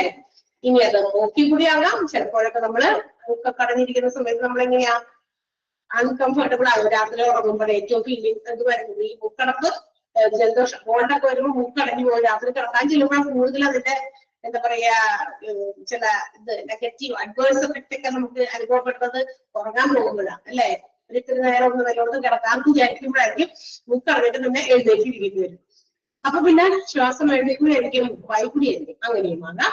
പിന്നെ ത്രോട്ട്, നമ്മുടെ ഫാരിങ്സ് ത്രോട്ട് ആണ്. അതിൽ കൂടി കടന്നിട്ട് ത്രോട്ടിലൂടെ വോയിസ് ബോക്സ്, ലാരിങ്സ് എന്ന് മറ്റൊരു പേരുണ്ട് വോയിസ് ബോക്സിന് അല്ലെ. നമ്മുടെ ഈ സൗണ്ട് പുറപ്പെടുവിക്കുന്ന ഒരു സാധനം ഉണ്ട് കേട്ടോ നമുക്ക് ഇതിനകത്ത് ഈ എയർവേസ് പോകുന്ന ഭാഗത്ത്. കാരണം എന്താ പറയാ സൗണ്ട് ബോക്സ് എന്തിനാണ്? വോയിസ് ബോക്സ് നമ്മുടെ സൗണ്ട് പുറത്തേക്ക് വരുന്നത്. ഞാനിപ്പോ നമ്മൾ കടന്ന് സംസാരിക്കുന്നുണ്ട്, നാക്കും ചുണ്ട് അതിനനുസരിച്ച് പ്രവർത്തിക്കുന്നുണ്ട്.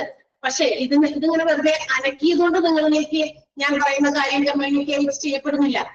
ഞാൻ അവിടെ നിന്ന് ചുണ്ടനക്കാണ് ഇങ്ങനെയൊക്കെ പറഞ്ഞ് ചുട്ട് മാത്രമായിരിക്കാൻ അവിടേക്ക് എത്തുമോ? ഇല്ല. സൗണ്ട് ക്ലിയർ ആകാതെ വരുമ്പോ, സൗണ്ട് ബ്രേക്ക് ആകുമ്പോ, സൗണ്ടിന് എന്തെങ്കിലും ഡിഫക്ട് വരുമ്പോ നിങ്ങൾ പറയൂല്ലേ കേൾക്കുന്നില്ല അല്ലെ, ക്ലിയർ ആകുന്നില്ല എന്ന് പറയുന്നേ. എന്തുകൊണ്ടാ? അത് ഈ സിസ്റ്റത്തിന്റെ സൗണ്ട് ബോക്സിന് എന്തെങ്കിലും പ്രശ്നം ഉണ്ടായിട്ടുണ്ട്. ഈ സിസ്റ്റത്തിന്റെ സൗണ്ട് ബോക്സിന് പ്രശ്നം ഉണ്ടായിട്ട് കേൾക്കാതിരിക്കുന്നതല്ല, അത് നമ്മുടെ സിസ്റ്റത്തിന്. ഇപ്പൊ സിസ്റ്റത്തിൽ എല്ലാത്തിനും ഉണ്ട് സൗണ്ട് ബോക്സ്. നമ്മുടെ വീടുകളിലൊക്കെ വാങ്ങിച്ചു വെച്ചിരിക്കുന്ന TV അല്ലെ, അല്ലെങ്കിൽ മറ്റ് മ്യൂസിക്കൽ ഇൻസ്ട്രുമെന്റ്സിനൊക്കെ ഒരു സൗണ്ട് സിസ്റ്റം കൂടി ഉണ്ട്. ഈ സൗണ്ട് കൂടി നമ്മൾ അറ്റാച്ച് ചെയ്യുമ്പോഴാണ് സൗണ്ട് ആയിട്ട് പുറത്തേക്ക് വരിക അല്ലെ.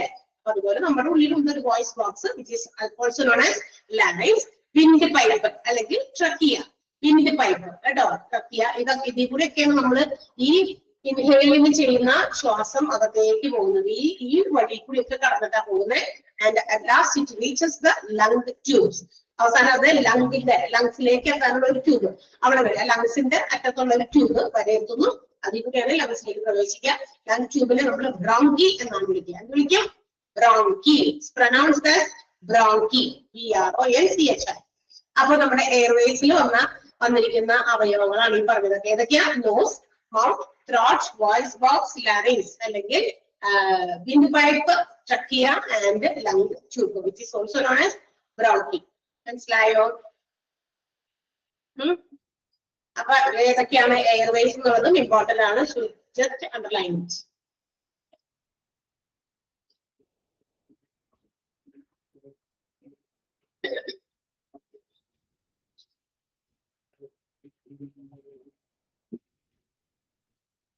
So how this oxygen is pushed into the patient through ventilator? അപ്പൊ എങ്ങനെയാണ് ഈ വെന്റിലേറ്ററിന്റെ സഹായത്തോടെ ഈ ഓക്സിജൻ ഈ പറയുന്ന പോലെ ഇങ്ങനെ പുഷ് ചെയ്ത് പേഷ്യന്റിലേക്ക് കൊടുക്കുന്നത്? അതെങ്ങനെയാ? It is from the ventilator either through a breathing tube or a fitted mask. ഇങ്ങനെ മാസ്ക് ഒക്കെ വെച്ചിട്ട് അതിൽ കൂടിയോ അല്ലെങ്കിൽ ഒരു ബ്രീത്തിങ് ട്യൂബ് ഇങ്ങനെ കണക്ട് ചെയ്ത് ഉള്ളിലേക്ക് ഇറക്കിയിട്ടോ, ഈ രണ്ട് രീതിയിൽ ഏതിൽ വേണമെങ്കിലും നമുക്ക് എന്താ പറയാ വെന്റിലേറ്ററിൽ കിടക്കുന്ന പേഷ്യൻസിന് ആ ഒരു ഹെൽത്തിൽ അവർക്ക് ഓക്സിജൻ പുഷ് ചെയ്ത് കൊടുക്കാൻ പറ്റും. മനസ്സിലാക്കുക? ഓക്സിജനേറ്റഡ് എയർ പുഷ് ചെയ്യാനുള്ള പ്രക്രിയയാണ് നമ്മുടെ വെന്റിലേറ്റർ ചെയ്യുന്നത്. അത് മാസ്ക് വെച്ചിട്ട് മാസ്കിലൂടെയോ അല്ലെങ്കിൽ ഒരു ബ്രീത്തിങ് ട്യൂബ് ഫിക്സ് ചെയ്തിട്ട് വായുവിലേക്ക് ഇറക്കിയോ ഒക്കെയാണ് എന്ത് ചെയ്യുന്നത്? നമ്മുടെ ഈ ഓക്സിജൻ പുഷ് ചെയ്ത് ലങ്സിലേക്ക് കൊടുക്കുന്നത്. ക്ലിയർ ആയോ? അപ്പൊ ഇതും ഒരു സെന്റൻസ് ഇമ്പോർട്ടന്റ് ആണ്. എങ്ങനെയാണ് അത് വെന്റിലേറ്ററിന്റെ കൈക്കൂടി എങ്ങനെയാണ് അത് ലങ്സിലേക്ക് ഓക്സിജൻ പുഷ് ചെയ്യുന്നത്? രണ്ട് രീതിയാണ്, ബ്രീത്തിങ് ട്യൂബും ഫിറ്റഡ് മാസ്കും. ക്ലിയർ? മനസ്സിലായോ? രണ്ടും അണ്ടർലൈൻ ചെയ്യാം.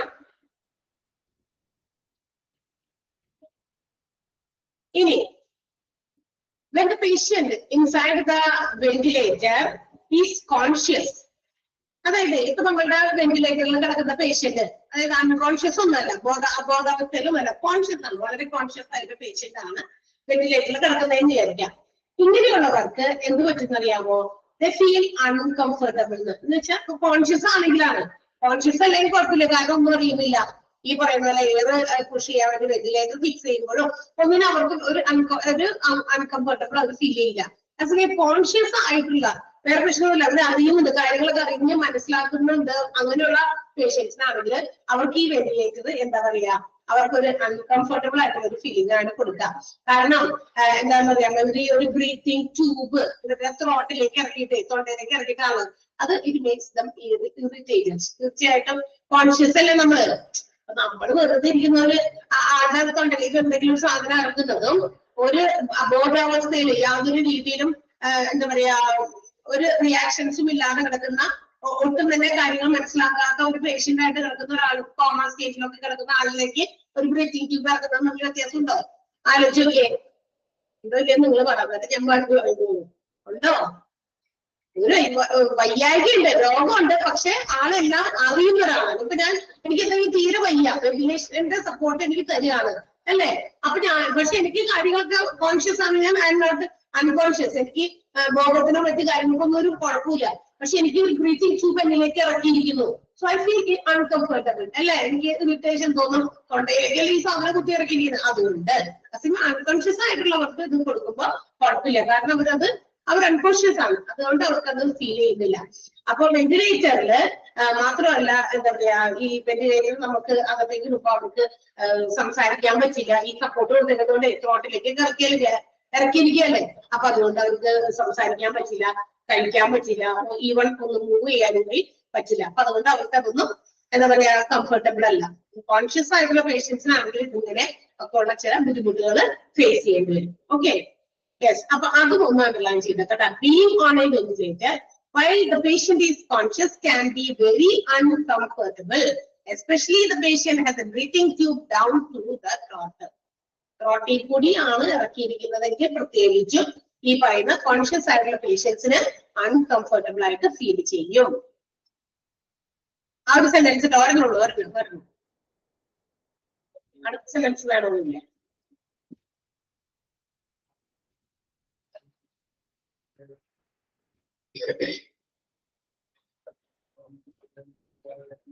ചെയ്തോ?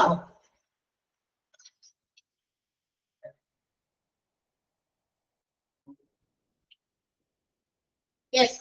ഇനി അടുത്തത് നമുക്ക് പഠിക്കാനുള്ളത്, before being to a ventilator, the patient has to be get monitored for some things. ഏതൊരു പേഷ്യന്റിനെ നമ്മൾ വെന്റിലേറ്ററിൽ കയറ്റുമ്പോഴേക്കും നമ്മൾ എന്താ പറയാ ചില കാര്യങ്ങൾ ആ പേഷ്യന്റിന്റെ ചെക്ക് ചെയ്യേണ്ടത് നല്ലതാണ്. മോണിറ്റർ ചെയ്യണം. പേഷ്യന്റിന്റെ എന്തൊക്കെ കാര്യങ്ങൾ മോണിറ്റർ ചെയ്യണം? ആളുടെ ഹാർട്ട് റേറ്റ് എങ്ങനെയാണെന്ന് ചെക്ക് ചെയ്ത് നോക്കണം. അത് ചെക്ക് ചെയ്യാനുള്ള മെഷീൻ വെച്ച് ചെക്ക് ചെയ്ത് നോക്കുക. പൾസ് നോക്കിയോ ഏതെങ്കിലും രീതിയിൽ അവര് എന്താ പറയാ ഹാർട്ട് റേറ്റ് നോക്കുക, ബ്ലഡ് പ്രഷർ BP എങ്ങനെയുണ്ടെന്ന് നോക്കുക. ഇതൊക്കെ മോണിറ്റർ ചെയ്യുന്നത് മനസ്സിലായോ? വെന്റിലേറ്ററിൽ കിടക്കുന്ന പേഷ്യൻസിനെ കിടത്തുമ്പോഴേക്കും അവരുടെ ഈ പറയുന്ന കാര്യങ്ങളൊക്കെ അക്സെപ്റ്റ് ചെയ്തിരിക്കണം. ഹാർട്ട് റേറ്റ് എത്രയാണെന്ന്, ബ്ലഡ് പ്രഷർ, BP എങ്ങനെയാണ്, respiratory rate, breathing rate per മിനിറ്റിന് എത്ര എന്നൊക്കെ ഉണ്ടല്ലോ, അതിന്റെ റേറ്റ് എത്രയാണെന്ന് നോക്കണം.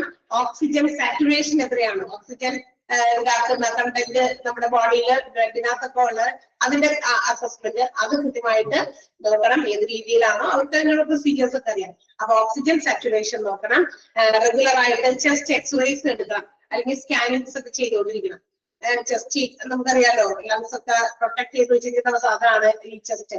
അപ്പൊ തീർച്ചയായിട്ടും അതിന്റെ എക്സ്റേസോ അല്ലെങ്കിൽ സ്കാനിങ്ങോ ഫ്രീക്വന്റ് ആയിട്ട് ഇടയ്ക്കിടയ്ക്ക് എടുത്തുകൊണ്ടിരിക്കണം. എപ്പോഴും പോയിരുന്നാൽ ഇടയ്ക്കിടയ്ക്ക് വെന്റിലേറ്ററിൽ കിടക്കുന്ന പേഷ്യന്റിനെ അവിടെ കൊണ്ടുപോയിട്ടിട്ട് ആ ഭാഗം കൊണ്ട് തിരിഞ്ഞു നോക്കാതെയല്ല, ഇതുപോലുള്ള കാര്യങ്ങൾ ഇടയ്ക്കിടയ്ക്ക് ചെക്ക് ചെയ്ത് നോക്കണം. ആൻഡ് ഓൾസോ അഡീഷണൽ ആയിട്ട് ബ്ലഡ് ടെസ്റ്റുകൾ, ബ്ലഡിന്റെ ഓക്സിജനും അതുപോലെ തന്നെ ബ്ലഡിനകത്തുള്ള കാർബൺ ഡൈ ഓക്സൈഡിന്റെ കണ്ടന്റും ലെവലും ഒക്കെ അറിയാൻ വേണ്ടി ഇടയ്ക്കിടയ്ക്ക് ബ്ലഡ് ടെസ്റ്റും ചെയ്തു നോക്കേണ്ടി വരും. അപ്പൊ ഇതൊക്കെ ഒരു വെന്റിലേറ്ററിൽ കിടക്കുന്ന പേഷ്യൻസിൽ മോണിറ്റർ ചെയ്യേണ്ട ചില കാര്യങ്ങളാണ്. മനസ്സിലായോ? എന്തൊക്കെയാണ്? Heart rate, blood pressure, respiratory rate, oxygen saturation, additional blood test, then എന്താ പറയാ ഫ്രീക്വന്റ് ആയിട്ടുള്ള X-rays, chest X-rays and scans. Clear? മനസ്സിലായില്ലേ? അപ്പൊ അതൊന്ന് അണ്ടർലൈൻ ചെയ്യാം കേട്ടാ. അതൊക്കെ വേഗം നമുക്ക് കേട്ടാലും തന്നെ മനസ്സിലാകും. ബിക്കോസ് ഹോസ്പിറ്റൽസുമായിട്ടുള്ള ബന്ധമാണ് ഇപ്പൊ നമുക്ക് കൂടുതലുള്ളത് അല്ലേ? ഇതാണെങ്കിൽ പോയി കഴിഞ്ഞാൽ ഒന്നിൽ നമ്മുടെ വീട്ടിലുള്ളവർക്ക്, അല്ലെങ്കിൽ നമ്മുടെ സ്വന്തക്കാർക്ക്, അല്ലെങ്കിൽ നമ്മളിപ്പോ കല്യാണം കഴിച്ച് പോകുന്നു നമ്മളുടെ സ്വന്തം വീട്ടിലുള്ള ആർക്കെങ്കിലൊക്കെ, അല്ലെങ്കിൽ നമ്മളുടെ റിലേറ്റീവ്സിലായിട്ടുള്ള ആളുകൾക്ക്, വേണ്ടപ്പെട്ടവര് ആരെങ്കിലൊക്കെ ആയിട്ട് എന്തെങ്കിലുമൊക്കെ ആയിട്ട് ഇപ്പൊ ഹോസ്പിറ്റൽസിലാണ് അല്ലെങ്കിൽ ഹോസ്പിറ്റലൈസ്ഡ് ആണെന്നൊക്കെ പറഞ്ഞിട്ടുള്ള ന്യൂസുകളാണ് നമുക്ക് കൂടുതലും കേൾക്കേണ്ടി വരിക ഓരോ ദിവസമൊക്കെ അല്ലെ. അപ്പൊ അതുകൊണ്ട് തന്നെ ഇത് ഹോസ്പിറ്റലൊക്കെ നമ്മളൊരു എന്താ പറയാ ഏറ്റവും അടുത്ത ഒരു സ്ഥലമായി മാറി ഇടയ്ക്കിടയ്ക്ക് പോകുന്നത് കൊണ്ട് ഇപ്പൊ ആണെങ്കില് ഹോസ്പിറ്റൽസിനെ എന്താ പറയാ ഡിപ്പെൻഡ് ചെയ്യാണ്ട് നമുക്ക് ഈ ഒരു അവസ്ഥയില്ല. ബിക്കോസ് അങ്ങനത്തെയാണ് നമ്മുടെ ലൈഫ് സ്റ്റൈല്, നമ്മുടെ ഫുഡ് ഹാബിറ്റ്സ്, നമ്മുടെ ലൈഫ് സ്റ്റൈല് ഒക്കെ മാറി. പണ്ടത്തെ ആളുകളുടെ പോലെ അധ്വാനമോ വീട്ടിൽ തന്നെ പണിയാണെങ്കിലും തന്നെ ഒരുപാട് പണിയാന്ന് ഇപ്പോഴത്തെ ആളുകളും പറയും. എനിക്ക് ദൂരം പണി രാവിലെ എഴുന്നേൽക്കുമ്പോൾ മുതൽ ഞാൻ ഇത്രയും പണികളൊക്കെ ചെയ്യുന്ന ഘോരം നമ്മളൊക്കെ പറയും. പക്ഷെ ചെയ്യുന്ന ജോലിയൊക്കെ ഇതൊക്കെ തന്നെയുണ്ട് അല്ലെ. നമ്മുടെ വീടുകൾ ക്ലീൻ ചെയ്യണം, വസ്ത്രം കഴുകണം, ഡിഷൊക്കെ ക്ലീൻ ചെയ്യണം, കുട്ടികളെയൊക്കെ ഒരുക്കാൻ വിടണം, അലക്കണം അല്ലെ. ഇതൊക്കെ ചെയ്യണം. ഇതൊക്കെ പണികളൊക്കെ പിന്നെ ഫുഡ് ഉണ്ടാക്കണം, അത് വിളമ്പി കൊടുക്കണം, അതിനുശേഷം വീണ്ടും പാത്രം കഴുകണം, ഇങ്ങനെയൊക്കെ ഇതൊക്കെ ഉണ്ട്. പക്ഷെ ഇതൊക്കെ ചെയ്യുന്ന രീതിയിൽ മാറ്റം വന്നു. ടെക്നോളജി മാറിയപ്പോ ടെക്നിക്കലായിട്ടുള്ള കാര്യങ്ങൾ മാറ്റം വന്നോ കുറെ കഴുകാറുണ്ട്. പക്ഷെ ഇതൊക്കെ ആര് ചെയ്യുന്ന വാഷിംഗ് മെഷീൻ ചെയ്യുന്നുള്ളൂ, നമുക്ക് ഇതല്ലേ ചെയ്യുന്നുള്ളൂ. പണ്ടകലല്ലോ അലക്കുകല്ലുണ്ടാകും, ഒത്തിരി എന്താ പറയാ അവിടെ കൊണ്ടുപോയിട്ട് അതൊക്കെ നനയ്ക്കണം, അതിനെ വാഷ് ചെയ്യണം, അത് പിന്നെ വീണ്ടും 2-3 പ്രാവശ്യമൊക്കെ കഴുകി അതിന്റെ സോപ്പും അല്ലെങ്കിൽ ആ ഒരു ഫോംസ് ഒക്കെ മാറുന്നത് വരെ കഴുകിയിട്ട് അഴകിൽ വിരിക്കണം. ഇത് ഒത്തിരി പ്രൊസീജിയേഴ്സ് അവിടെ ഉണ്ടായിരുന്നു. പക്ഷെ ഇതെല്ലാം ചെയ്യുന്ന വാഷിംഗ് മെഷീൻ കൊണ്ടുപോ ആ പണികളൊക്കെ കുറെ കുറഞ്ഞു ഇല്ലേ. ഇത് അതിനകത്തൊക്കെ കഴിഞ്ഞ് ഡ്രൈ ചെയ്ത് കൊണ്ട് വരുമ്പോ കൊണ്ടുപോയി ഇരിക്കുക. That's all. ഇരിക്കുന്നതോ അധികം താമസിക്കാണ്ട് തലയിലേക്ക് പോയി അഴയിൽ തൂങ്ങി കിടക്കുന്ന കാലത്തിലേക്കൊക്കെ വരാൻ ചിലപ്പോൾ അധികം ദൂരം ഉണ്ടാവില്ല. അതെ. അപ്പൊ എന്താണ് പറഞ്ഞു വന്നത് ഇതാണ്. അപ്പൊ നമ്മൾക്ക് ഒരുപാട് നമ്മൾ കഴിക്കുന്ന ഫുഡ്, അതുപോലെ തന്നെ കുറെ ജങ്ക് ഫുഡുകളിലെയും ഡിപ്പെൻഡ് ചെയ്തൊക്കെ നമ്മൾ കഴിക്കുന്ന ഈ നമ്മുടെ ലൈഫ് സ്റ്റൈലൊക്കെ മാറി. അതുകൊണ്ട് ഒരുപാട് കുറെ കാര്യങ്ങൾ നമുക്ക് പുതിയതായിട്ട് ചാർത്തി കിട്ടി. നമുക്ക് എന്താ രോഗങ്ങൾ അല്ലെ, നമുക്ക് വ്യായാമമില്ല, അതില്ല ഇതില്ല എന്നൊക്കെ പറഞ്ഞിട്ട് കുറെ രോഗവും അതിന്റെ ഒപ്പം വേണ്ടി. അപ്പൊ ഇതൊക്കെയാണ് കാരണങ്ങൾ. അപ്പൊ അതുകൊണ്ട് ഇപ്പൊ നമ്മളുടെ ഒരു പ്രത്യേക ഇടമാണ് ഹോസ്പിറ്റൽസ്. ഇടയ്ക്കിടയ്ക്കൊക്കെ പോകണം, അവിടെ പോയി ഒപ്പിടണം, എന്നാലേ പറ്റുള്ളൂ കാര്യങ്ങൾ. ഓക്കെ, ഇവിടെ വരെ കിട്ടിയോ? വെറുതെ പറഞ്ഞാണ് ഇതൊക്കെ ഇടയ്ക്ക് വെറുതെ എന്തെങ്കിലുമൊക്കെ നമുക്ക് ഒരു എന്റർടൈൻമെന്റ് വേണ്ടേ? വെറുതെ പറഞ്ഞല്ല, കാര്യമായ കാര്യം കുറച്ച് നിങ്ങൾ ഇന്ന് ഈ ഉച്ച സമയത്തൊക്കെ ഒന്ന് ഇതാക്കാൻ വേണ്ടി അത്രയും കാര്യം ഒന്നും പറഞ്ഞു മാത്രം. Next, what are the benefits of medical ventilation? Sorry, mechanical ventilation. Mechanical ventilation-ന്റെ ബെനിഫിറ്റ് എന്താണ്? ഇതുകൊണ്ടുള്ള നേട്ടം. ഇങ്ങനെയുള്ള മെക്കാനിക്കൽ വെന്റിലേറ്റർ ഉള്ളത് കൊണ്ട് എന്തെങ്കിലും ബെനിഫിറ്റ് ഉണ്ടോ? തീർച്ചയായിട്ടും ഉണ്ട്. സോ എന്തൊക്കെയാണ് നമുക്ക്? ഒന്ന്, the patient doesn't have to exert much effort to breathe. അതായത് ഭയങ്കരമായിട്ട് കഷ്ടപ്പെടണം. ചില ആളുകൾക്ക് ശ്വാസം എടുക്കാൻ പറ്റാതെ നമ്മൾ കണ്ടിട്ടുണ്ടല്ലേ, സിനിമയിലൊക്കെ ഇഷ്ടംപോലെ കണ്ടിട്ടുണ്ട്. വെന്റിലേറ്ററിലാവുന്ന പേഷ്യൻസ് അല്ലെങ്കിൽ അങ്ങനെ അത്രയും സ്റ്റേജിലേക്ക് കൊണ്ടുപോകുന്നവരെ നമ്മൾ വളരെ റയറായിട്ട് കണ്ടിട്ടുണ്ടാവുള്ളൂ, ശ്വാസം എടുക്കാൻ പറ്റാനായിട്ട് ഇങ്ങനെ കൊണ്ടുപോകുന്നവരെ. പക്ഷെ നമ്മൾ ഫിലിംസിലൊക്കെ കണ്ടിട്ടുണ്ട്. അപ്പൊ തന്നെ കൊണ്ടുവന്ന് വേഗം വെന്റിലേഷൻ സപ്പോർട്ടൊക്കെ കൊടുക്കുന്നൊക്കെ നമ്മള് ഫിലിംസിലൊക്കെ അതിന്റെ ഓരോ ഭാഗങ്ങളൊക്കെ കണ്ടിട്ടുണ്ടായിരിക്കും. അപ്പൊ ഒത്തിരി എഫേർട്ട് എടുക്കാതെ ബ്രീത്ത് ചെയ്യിപ്പിക്കാൻ പറ്റുന്ന ഒരു സാധനമാണ് മെക്കാനിക്കൽ വെന്റിലേഷൻ. അപ്പൊ ഒന്നാമത്തെ ബെനിഫിറ്റ് അതാണ് അല്ലെ, ഒത്തിരി കഷ്ടപ്പെട്ട് ശ്വാസം എടുക്കണ്ടാന്ന്. മനസ്സിലായോ? patient doesn't have to exert much effort to breathe. Breath എടുക്കാൻ ഒരുപാട് എഫേർട്ട് പേഷ്യന്റ് എടുക്കേണ്ടി വരുന്നില്ല. ഒന്നാമത്തെ ബെനിഫിറ്റ് അതാണ്. ക്ലിയർ ആയോ? ഒന്നാമത്തെ ബെനിഫിറ്റ്. രണ്ടാമത്തെ benefit, patients breathing is likely to become normal. Ventilation support കൊടുത്തു കഴിയുമ്പോൾ പേഷ്യന്റിന്റെ ബ്രീത്തിങ് എന്താകും? നോർമൽ സ്റ്റേജിലേക്ക് വരും. അതാണ് രണ്ടാമത്തെ ബെനിഫിറ്റ്. അപ്പൊ അധികം എന്താ പറയാ, എന്തെങ്കിലും ശക്തിയോ അല്ലെങ്കിൽ വളരെ കഷ്ടപ്പെട്ട് ശ്വാസം കൊണ്ട് എടുക്കാൻ പറ്റാത്ത ആൾക്കാരെ കൊണ്ട് നീ എടുത്ത് അവിടെ ഇരുന്ന് അങ്ങനെ ഇരിക്കുന്നൊക്കെ പറയാൻ പറ്റില്ല. ഇത്തരം സാഹചര്യങ്ങളിലാണ് നമ്മൾ വെന്റിലേഷൻ സപ്പോർട്ട് കൊടുക്കേണ്ടി വരിക. അപ്പോൾ അവർക്ക് എന്ത് ചെയ്യാം? അധികം പ്രയാസപ്പെടാതെ ശ്വാസം എടുക്കാൻ പറ്റും. അത്തരം ശ്വാസം എടുക്കാൻ പറ്റുമ്പോൾ അത് കുറച്ച് എന്താകും? കുറച്ച് കഴിയുമ്പോൾ അത് നോർമൽ സ്റ്റേജിലേക്ക് നമുക്ക് ബ്രീത്തിങ്ങിനെ കൊണ്ടുവരാൻ പറ്റും. കിട്ടിയോ? ഒന്നാമത്തെ രണ്ടാമത്തെ പോയിന്റ് പറ.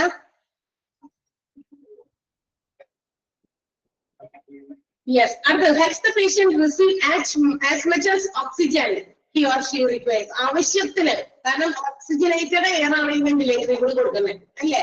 കാർബൺ ഡൈ ഓക്സൈഡ് ഒന്നും കൂട്ടി കലർത്തിയിട്ടല്ല, ഓക്സിജനേറ്റഡ് എയർ, ഓക്സിജൻ മാത്രം കണ്ടിട്ടുള്ള എയർ ആണ് ഇങ്ങനെ പ്രസ് ചെയ്ത് ഫോഴ്സ് ചെയ്ത് എയർവേയിലൂടെ കൊടുക്കുന്നത്. അപ്പൊ അങ്ങനെ വരുമ്പോൾ ഇഷ്ടംപോലെ ഓക്സിജൻ ആ പേഷ്യന്റിന് കിട്ടുന്നു. പെണ്ണായിക്കോട്ടെ ആണായിക്കോട്ടെ. അപ്പൊ അത് കിട്ടാൻ ഓക്സിജനേറ്റഡ് എയർ തന്നെ ശ്വസിക്കാനായിട്ട്. ശ്വാസം എടുക്കാൻ ബുദ്ധിമുട്ടുന്ന ആളുകൾക്ക് കാർബൺ ഡൈ ഓക്സൈഡ് കൂടുതൽ ഉള്ള പ്രദേശത്തുകൊണ്ട് ശ്വാസം എടുപ്പിച്ച് അവരെപ്പോ പോയി ചോദിച്ചാൽ മതി. കാരണം എന്താ, ഇപ്പൊ എവിടെയെങ്കിലും ഒരു ഫാക്ടറിയുടെ അടുത്ത് താമസിക്കുന്ന ആളുകൾക്ക് ഇപ്പൊ ശ്വാസ സംബന്ധമായിട്ടുള്ള എന്താ പറയാ ശ്വാസം മുട്ടലും ഒക്കെ അനുഭവിക്കുന്ന ആളുകൾ ഓൾറെഡി അവർക്ക് ശ്വാസം മുട്ടുണ്ട്. അതിനിടയിൽ കൂടി ഇതുപോലെയുള്ള ഫാക്ടറീസിൽ നിന്നൊക്കെ എന്താ പറയാ ഡിസ്ചാർജ് ചെയ്യുന്ന ഫ്യൂംസ്, പുകയും പോയ്സണസ് ആയിട്ടുള്ള എയർ ഉള്ള പ്രദേശമൊക്കെ ആണെങ്കിൽ അവർ ആ ഒരു ശ്വാസം മുട്ടൽ കൂടുതൽ ചെയ്യുള്ളൂ, കുറയൊന്നുമില്ല. ബിക്കോസ് അവിടെ ഉള്ളത് മുഴുവൻ കാർബൺ ഡൈ ഓക്സൈഡ് പോയ്സണസ് ആയിട്ടുള്ള ഫ്യൂംസ്, പുകയൊക്കെയാണ്. അപ്പൊ അതുകൂടി ശ്വസിച്ച് കഴിയുമ്പോൾ എന്താ പറയാ കുറച്ചുകൂടി ഡിഫിക്കൽട്ട് ടു ബ്രീത്ത് അല്ലെ, ഒരുപാട് ഡിഫിക്കൽട്ടി ആയിട്ടാണ് ബ്രീത്ത് ചെയ്യുക. മാത്രമല്ല ഇതും ഈ ബ്രീത്ത് ചെയ്യുന്നത് മുഴുവൻ ഇതുപോലെയുള്ള കാർബൺ ഡൈ ഓക്സൈഡ് കൂടുതലുള്ള എയറും. അപ്പൊ എന്താ കൂടുതൽ ആളുടെ കണ്ടീഷൻ മോശമാകാൻ സാധ്യതയുണ്ട്. അപ്പൊ അതിനേക്കാൾ എന്താണ് ഇതുപോലെ ബ്രീത്തിങ് പ്രോബ്ലംസ് അല്ലെങ്കിൽ ബ്രീത്ത് എടുക്കാനായിട്ട് പറ്റാത്തവർക്ക് ഓക്സിജനേറ്റഡ് എയർ കൂടുതൽ കൊടുക്കുമ്പോൾ അവർക്ക് കൂടുതൽ ഓക്സിജൻ അവർക്ക് അതിലൂടെ റിസീവ് ചെയ്യാൻ പറ്റും. ക്ലിയർ ആയോ? മനസ്സിലായോ? മൂന്നാമത്തെ പോയിന്റ് മനസ്സിലായോ? Maintains A stable airway. നമ്മുടെ എയർവേയില് എയർ പാസേജ് ഇങ്ങനെ പോയി അറ്റത്ത് നമ്മുടെ ലങ്സിന്റെ ട്യൂബ് വരെ അതിനെയാണ്, അത് മുഴുവനാണ് എയർവേ എന്ന് പറയുന്നത്. അതൊക്കെ സ്റ്റേബിൾ ആയിട്ട് ഒരു എന്താ പറയുക ഒരു സ്റ്റെബിലിറ്റി ആ ഒരു എയർവേയിൽ കൊണ്ടുവരാനും വെന്റിലേറ്ററിന് സഹായിക്കാൻ പറ്റും. The last one, permits medications to work and the body to make better. അപ്പൊ ഓക്സിജനൊക്കെ നന്നായി കിട്ടുന്നത് കൊണ്ടേ നമ്മുടെ ബോഡിയുടെ എന്താ പറയാ ബോഡിയിലേക്ക് അവര് ബാക്കി മരുന്നുകളോ എന്തൊക്കെ മെഡിക്കേഷൻസ് ഒക്കെയാണ് നമുക്ക് തരുന്ന ട്രീറ്റ്മെന്റ് ഒക്കെ എന്തൊക്കെയാണോ അപ്പൊ ആ ട്രീറ്റ്മെന്റുകളൊക്കെ അവർക്ക് കൃത്യമായിട്ട് ഡോക്ടേഴ്സിനും മറ്റ് ഹോസ്പിറ്റൽ സ്റ്റാഫിനൊക്കെ നടത്താൻ പറ്റും. നമ്മുടെ ബോഡീനെ ബെറ്റർ ആക്കി മാറ്റാനും പറ്റും. കാരണം വെന്റിലേഷന്റെ സപ്പോർട്ടോടെ ആൾക്ക് ആവശ്യത്തിന് ഓക്സിജൻ കിട്ടുന്നുണ്ട്. അപ്പൊ അതിന്റെ പിന്നാലെ നമുക്ക് ഇനിയും കൂടുതൽ എന്തൊക്കെയാണോ ട്രീറ്റ്മെന്റ് പ്രൊവൈഡ് ചെയ്യേണ്ടി വരുന്നത് അതൊക്കെ കൃത്യമായിട്ട് ചെയ്ത് മെയിൻറ്റെയിൻ ചെയ്ത് ബോഡിനെ മച്ച് ബെറ്റർ ആക്കി മാറ്റാനായിട്ടും മെക്കാനിക്കൽ വെന്റിലേറ്റർ ഹെൽപ്പ് ചെയ്യുന്നു എന്നതാണ്. ക്ലിയർ ആയോ? അഞ്ചാമത്തെ പോയിന്റ് മനസ്സിലായോ? യെസ്. അപ്പൊ ഈ രണ്ടും നമ്മൾ വായിച്ചു നോക്കിയേ.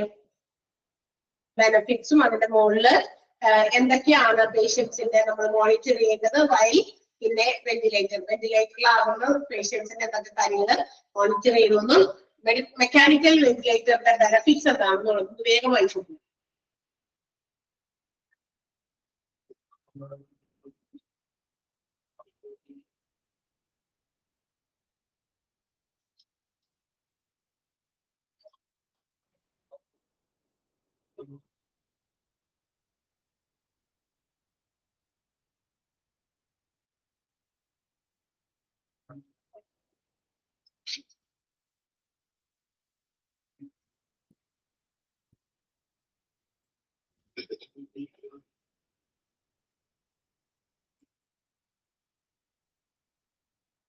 വായിച്ചു നോക്കിയോ?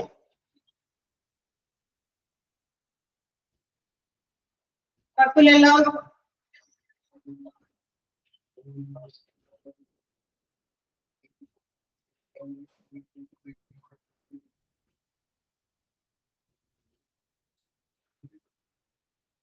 ഇല്ലല്ലോ. പറഞ്ഞോട്ടെ അടുത്തതിലേക്ക്. ഒരു പോയിന്റ് എങ്കിലും പറയാൻ പറ്റിയ അത്രയും തീരുമല്ലോ അല്ലെ? യെസ്. ഇനി by being on a ventilator what are the risks involve? എന്നാൽ വെന്റിലേറ്റർ ആകുന്ന പേഷ്യൻസിന് ഫേസ് ചെയ്യേണ്ടി വരുന്ന ചില റിസ്കുകളും ഇതിനകത്തൊപ്പം ഉണ്ട്. നമ്മൾ പറഞ്ഞ ഒരു ലൈഫ് സേവിംഗ് മെഷീൻ ആണ് വെന്റിലേറ്റർ. ബ്രീത്ത് ചെയ്യുന്ന ബുദ്ധിമുട്ടുള്ള ആളുകൾക്ക് ബ്രീത്തിങ് സപ്പോർട്ട് കൊടുക്കാൻ ഓക്സിജനേറ്റഡ് എയർ ലങ്സിലേക്ക് പമ്പ് ചെയ്യാനൊക്കെ ഏറ്റവും കൂടുതൽ ഹെൽപ്പ് ചെയ്യുന്ന ഒരു സാധനം, ഒരു എക്യുപ്മെന്റ് ആണ് വെന്റിലേറ്റർ എന്ന് പറയുന്നത്. അപ്പൊ അതിന് it has many benefits or advantages. തീർച്ചയായിട്ടും അതിനോട് ഒരുപാട് ഗുണങ്ങളുണ്ട് അപ്പൊ അതിന് അല്ലെ? പക്ഷേ at the same time there are some demerits or disadvantages അല്ലെങ്കിൽ some risks. ഇത്തരം വെന്റിലേറ്ററുകളിൽ ആയിരിക്കുന്ന പേഷ്യൻസ് ഫേസ് ചെയ്യേണ്ടി വരുന്ന ചില റിസ്കുകളും അതിന്റെ ഉള്ളിൽ ഒളിഞ്ഞിരിക്കുന്നുണ്ട്. നമുക്കറിയാം ലൈഫ് സേവിംഗ് മെഷീൻ തന്നെയാണ് വെന്റിലേറ്റർ. പക്ഷേ എന്താ പറയാ, മറ്റ് ട്രീറ്റ്മെന്റുകളെ അപേക്ഷിച്ച് വെന്റിലേറ്റേഴ്സിന് ഹാവ് സം സൈഡ് ഇഫക്ട്സ്. കുറെ സൈഡ് ഇഫക്റ്റും ഇതിന് കൂടെയുണ്ട്. ചില ഗുണമുള്ള പോലെ തന്നെ ചില ദോഷവശങ്ങളുണ്ട്, ചില സൈഡ് ഇഫക്റ്റ് ഉണ്ട്. കോമൺ ആയിട്ട് പേഷ്യൻസിന് ഫേസ് ചെയ്യേണ്ടി വരുന്ന, വെന്റിലേറ്ററിലായിരിക്കുമ്പോൾ ഫേസ് ചെയ്യേണ്ടി വരുന്ന ചില കോമൺ റിസ്കുകളാണ് താഴെ പറയുന്നത്. Okay, when the patients are being ventilated for a long period. അതായത് ചില പേഷ്യൻസിനെ കുറച്ചധികം നാളൊക്കെ ഈ വെന്റിലേറ്ററിൽ കിടക്കേണ്ടി വരും. ചിലപ്പോൾ ഒരു മാസത്തോളം ഒക്കെ വെന്റിലേറ്ററിൽ കിടക്കുന്നു എന്നൊക്കെ നമ്മൾ കേട്ടല്ലേ.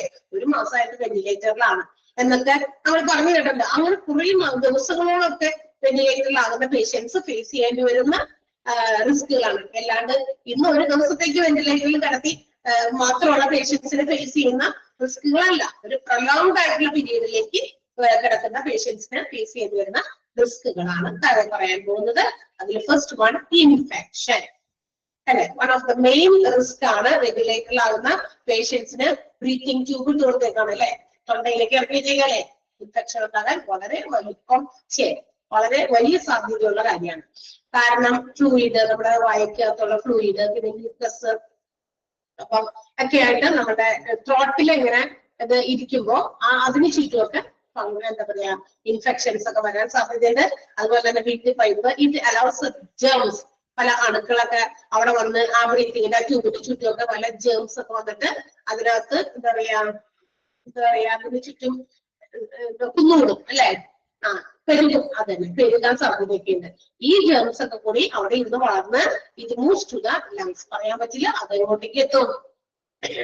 ഈ ദ്രവത്തോടൊപ്പം തന്നെ ഇതുകൾ പോയി നമുക്ക് കണ്ണിന് കാണാൻ പറ്റുന്ന ജേംസ് ഒന്നല്ല അല്ലെ, അത്രയും സൂക്ഷ്മ ജീവികളൊക്കെ ജേംസ് ഒക്കെ ചെന്ന് നമ്മുടെ ലങ്സിലേക്കൊക്കെ കയറാൻ സാധ്യതയുണ്ട്. It will develop. ഇത് ഇങ്ങനെ കയറി ഇത് ന്യൂമോണിയ അതുപോലെയുള്ള മറ്റ് രോഗങ്ങളിലേക്ക് കാരണമാകും കേട്ടാ. സൈനസ് ഇൻഫെക്ഷൻസും ഒക്കെ ഈ ഒരു ബ്രീത്തിങ് ട്യൂബ് കൊണ്ട് അല്ലെങ്കിൽ ഇത് അകത്തേക്ക് ഇടുന്നത് കൊണ്ട് ഉണ്ടാകുന്ന ചില ദൂഷ്യവശങ്ങളാണ്, അല്ലെങ്കിൽ ചില രോഗങ്ങളാണ് സൈനസസ് ഒക്കെ കേട്ടോ.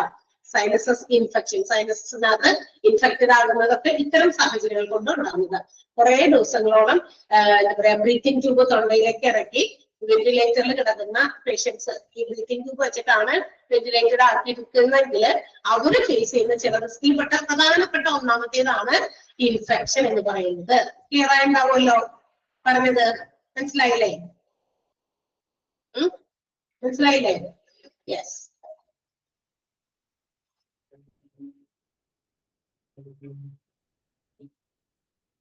അപ്പൊ അതിൽ ആ ഫസ്റ്റ് സെന്റൻസ് അണ്ടർലൈൻ ചെയ്യാം, ഫസ്റ്റ് സെന്റൻസ് അണ്ടർലൈൻ ചെയ്യാം, സെക്കൻഡ് സെന്റൻസും അണ്ടർലൈൻ ചെയ്യാം കേട്ടോ.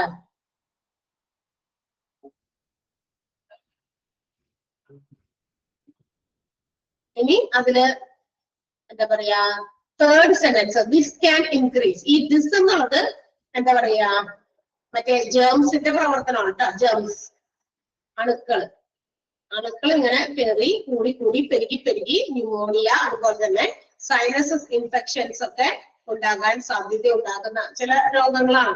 ഈ ഇൻഫെക്ഷൻ കൊണ്ടുണ്ടാകുന്ന രോഗങ്ങളാണ്. അത് അങ്ങനെ ഓർത്താൽ മതി നിങ്ങള്. ന്യൂമോണിയ, സൈനസസ് ഇൻഫെക്ഷൻ, ആ രണ്ട് കാര്യം ഓർത്തിരുന്നാൽ മതി കേട്ടോ. ക്ലിയർ ആയല്ലോ പറഞ്ഞത്? ബാക്കി ഒരു ഇച്ചിരി കൂടി ഉണ്ട്. ദാറ്റ് മീൻസ് ഏകദേശം ഇതും പിന്നെ ഇറിറ്റേഷൻ തുടങ്ങി ഒരു പേജിൽ നമുക്ക് പറയാനുള്ളൂ. ഒരു പേജ് കൂടി നമുക്ക് എടുക്കാനുള്ളൂ. അടുത്ത നമ്മൾ അത് കഴിഞ്ഞിട്ടുള്ള നെക്സ്റ്റ് മൊഡ്യൂളിലേക്ക് പോകും. ഒന്നാമത്തെ മൊഡ്യൂളിലെ ചാപ്റ്റേഴ്സ് ഒക്കെ എല്ലാവരും എടുത്ത് തീർന്നോ? ടീച്ചേഴ്സ് ഒക്കെ ഫസ്റ്റ് മൊഡ്യൂൾ കംപ്ലീറ്റ് ചെയ്തവർ സെക്കൻഡ് മൊഡ്യൂളിലേക്ക് പോയോ? പറഞ്ഞേ, ആരും പോയിട്ടില്ല? ഓക്കെ. എനിക്ക് ഒരു അവറല്ലേ ഉള്ളൂ. അപ്പൊ അതുകൊണ്ട് എനിക്ക് കുറച്ച് ചെറിയ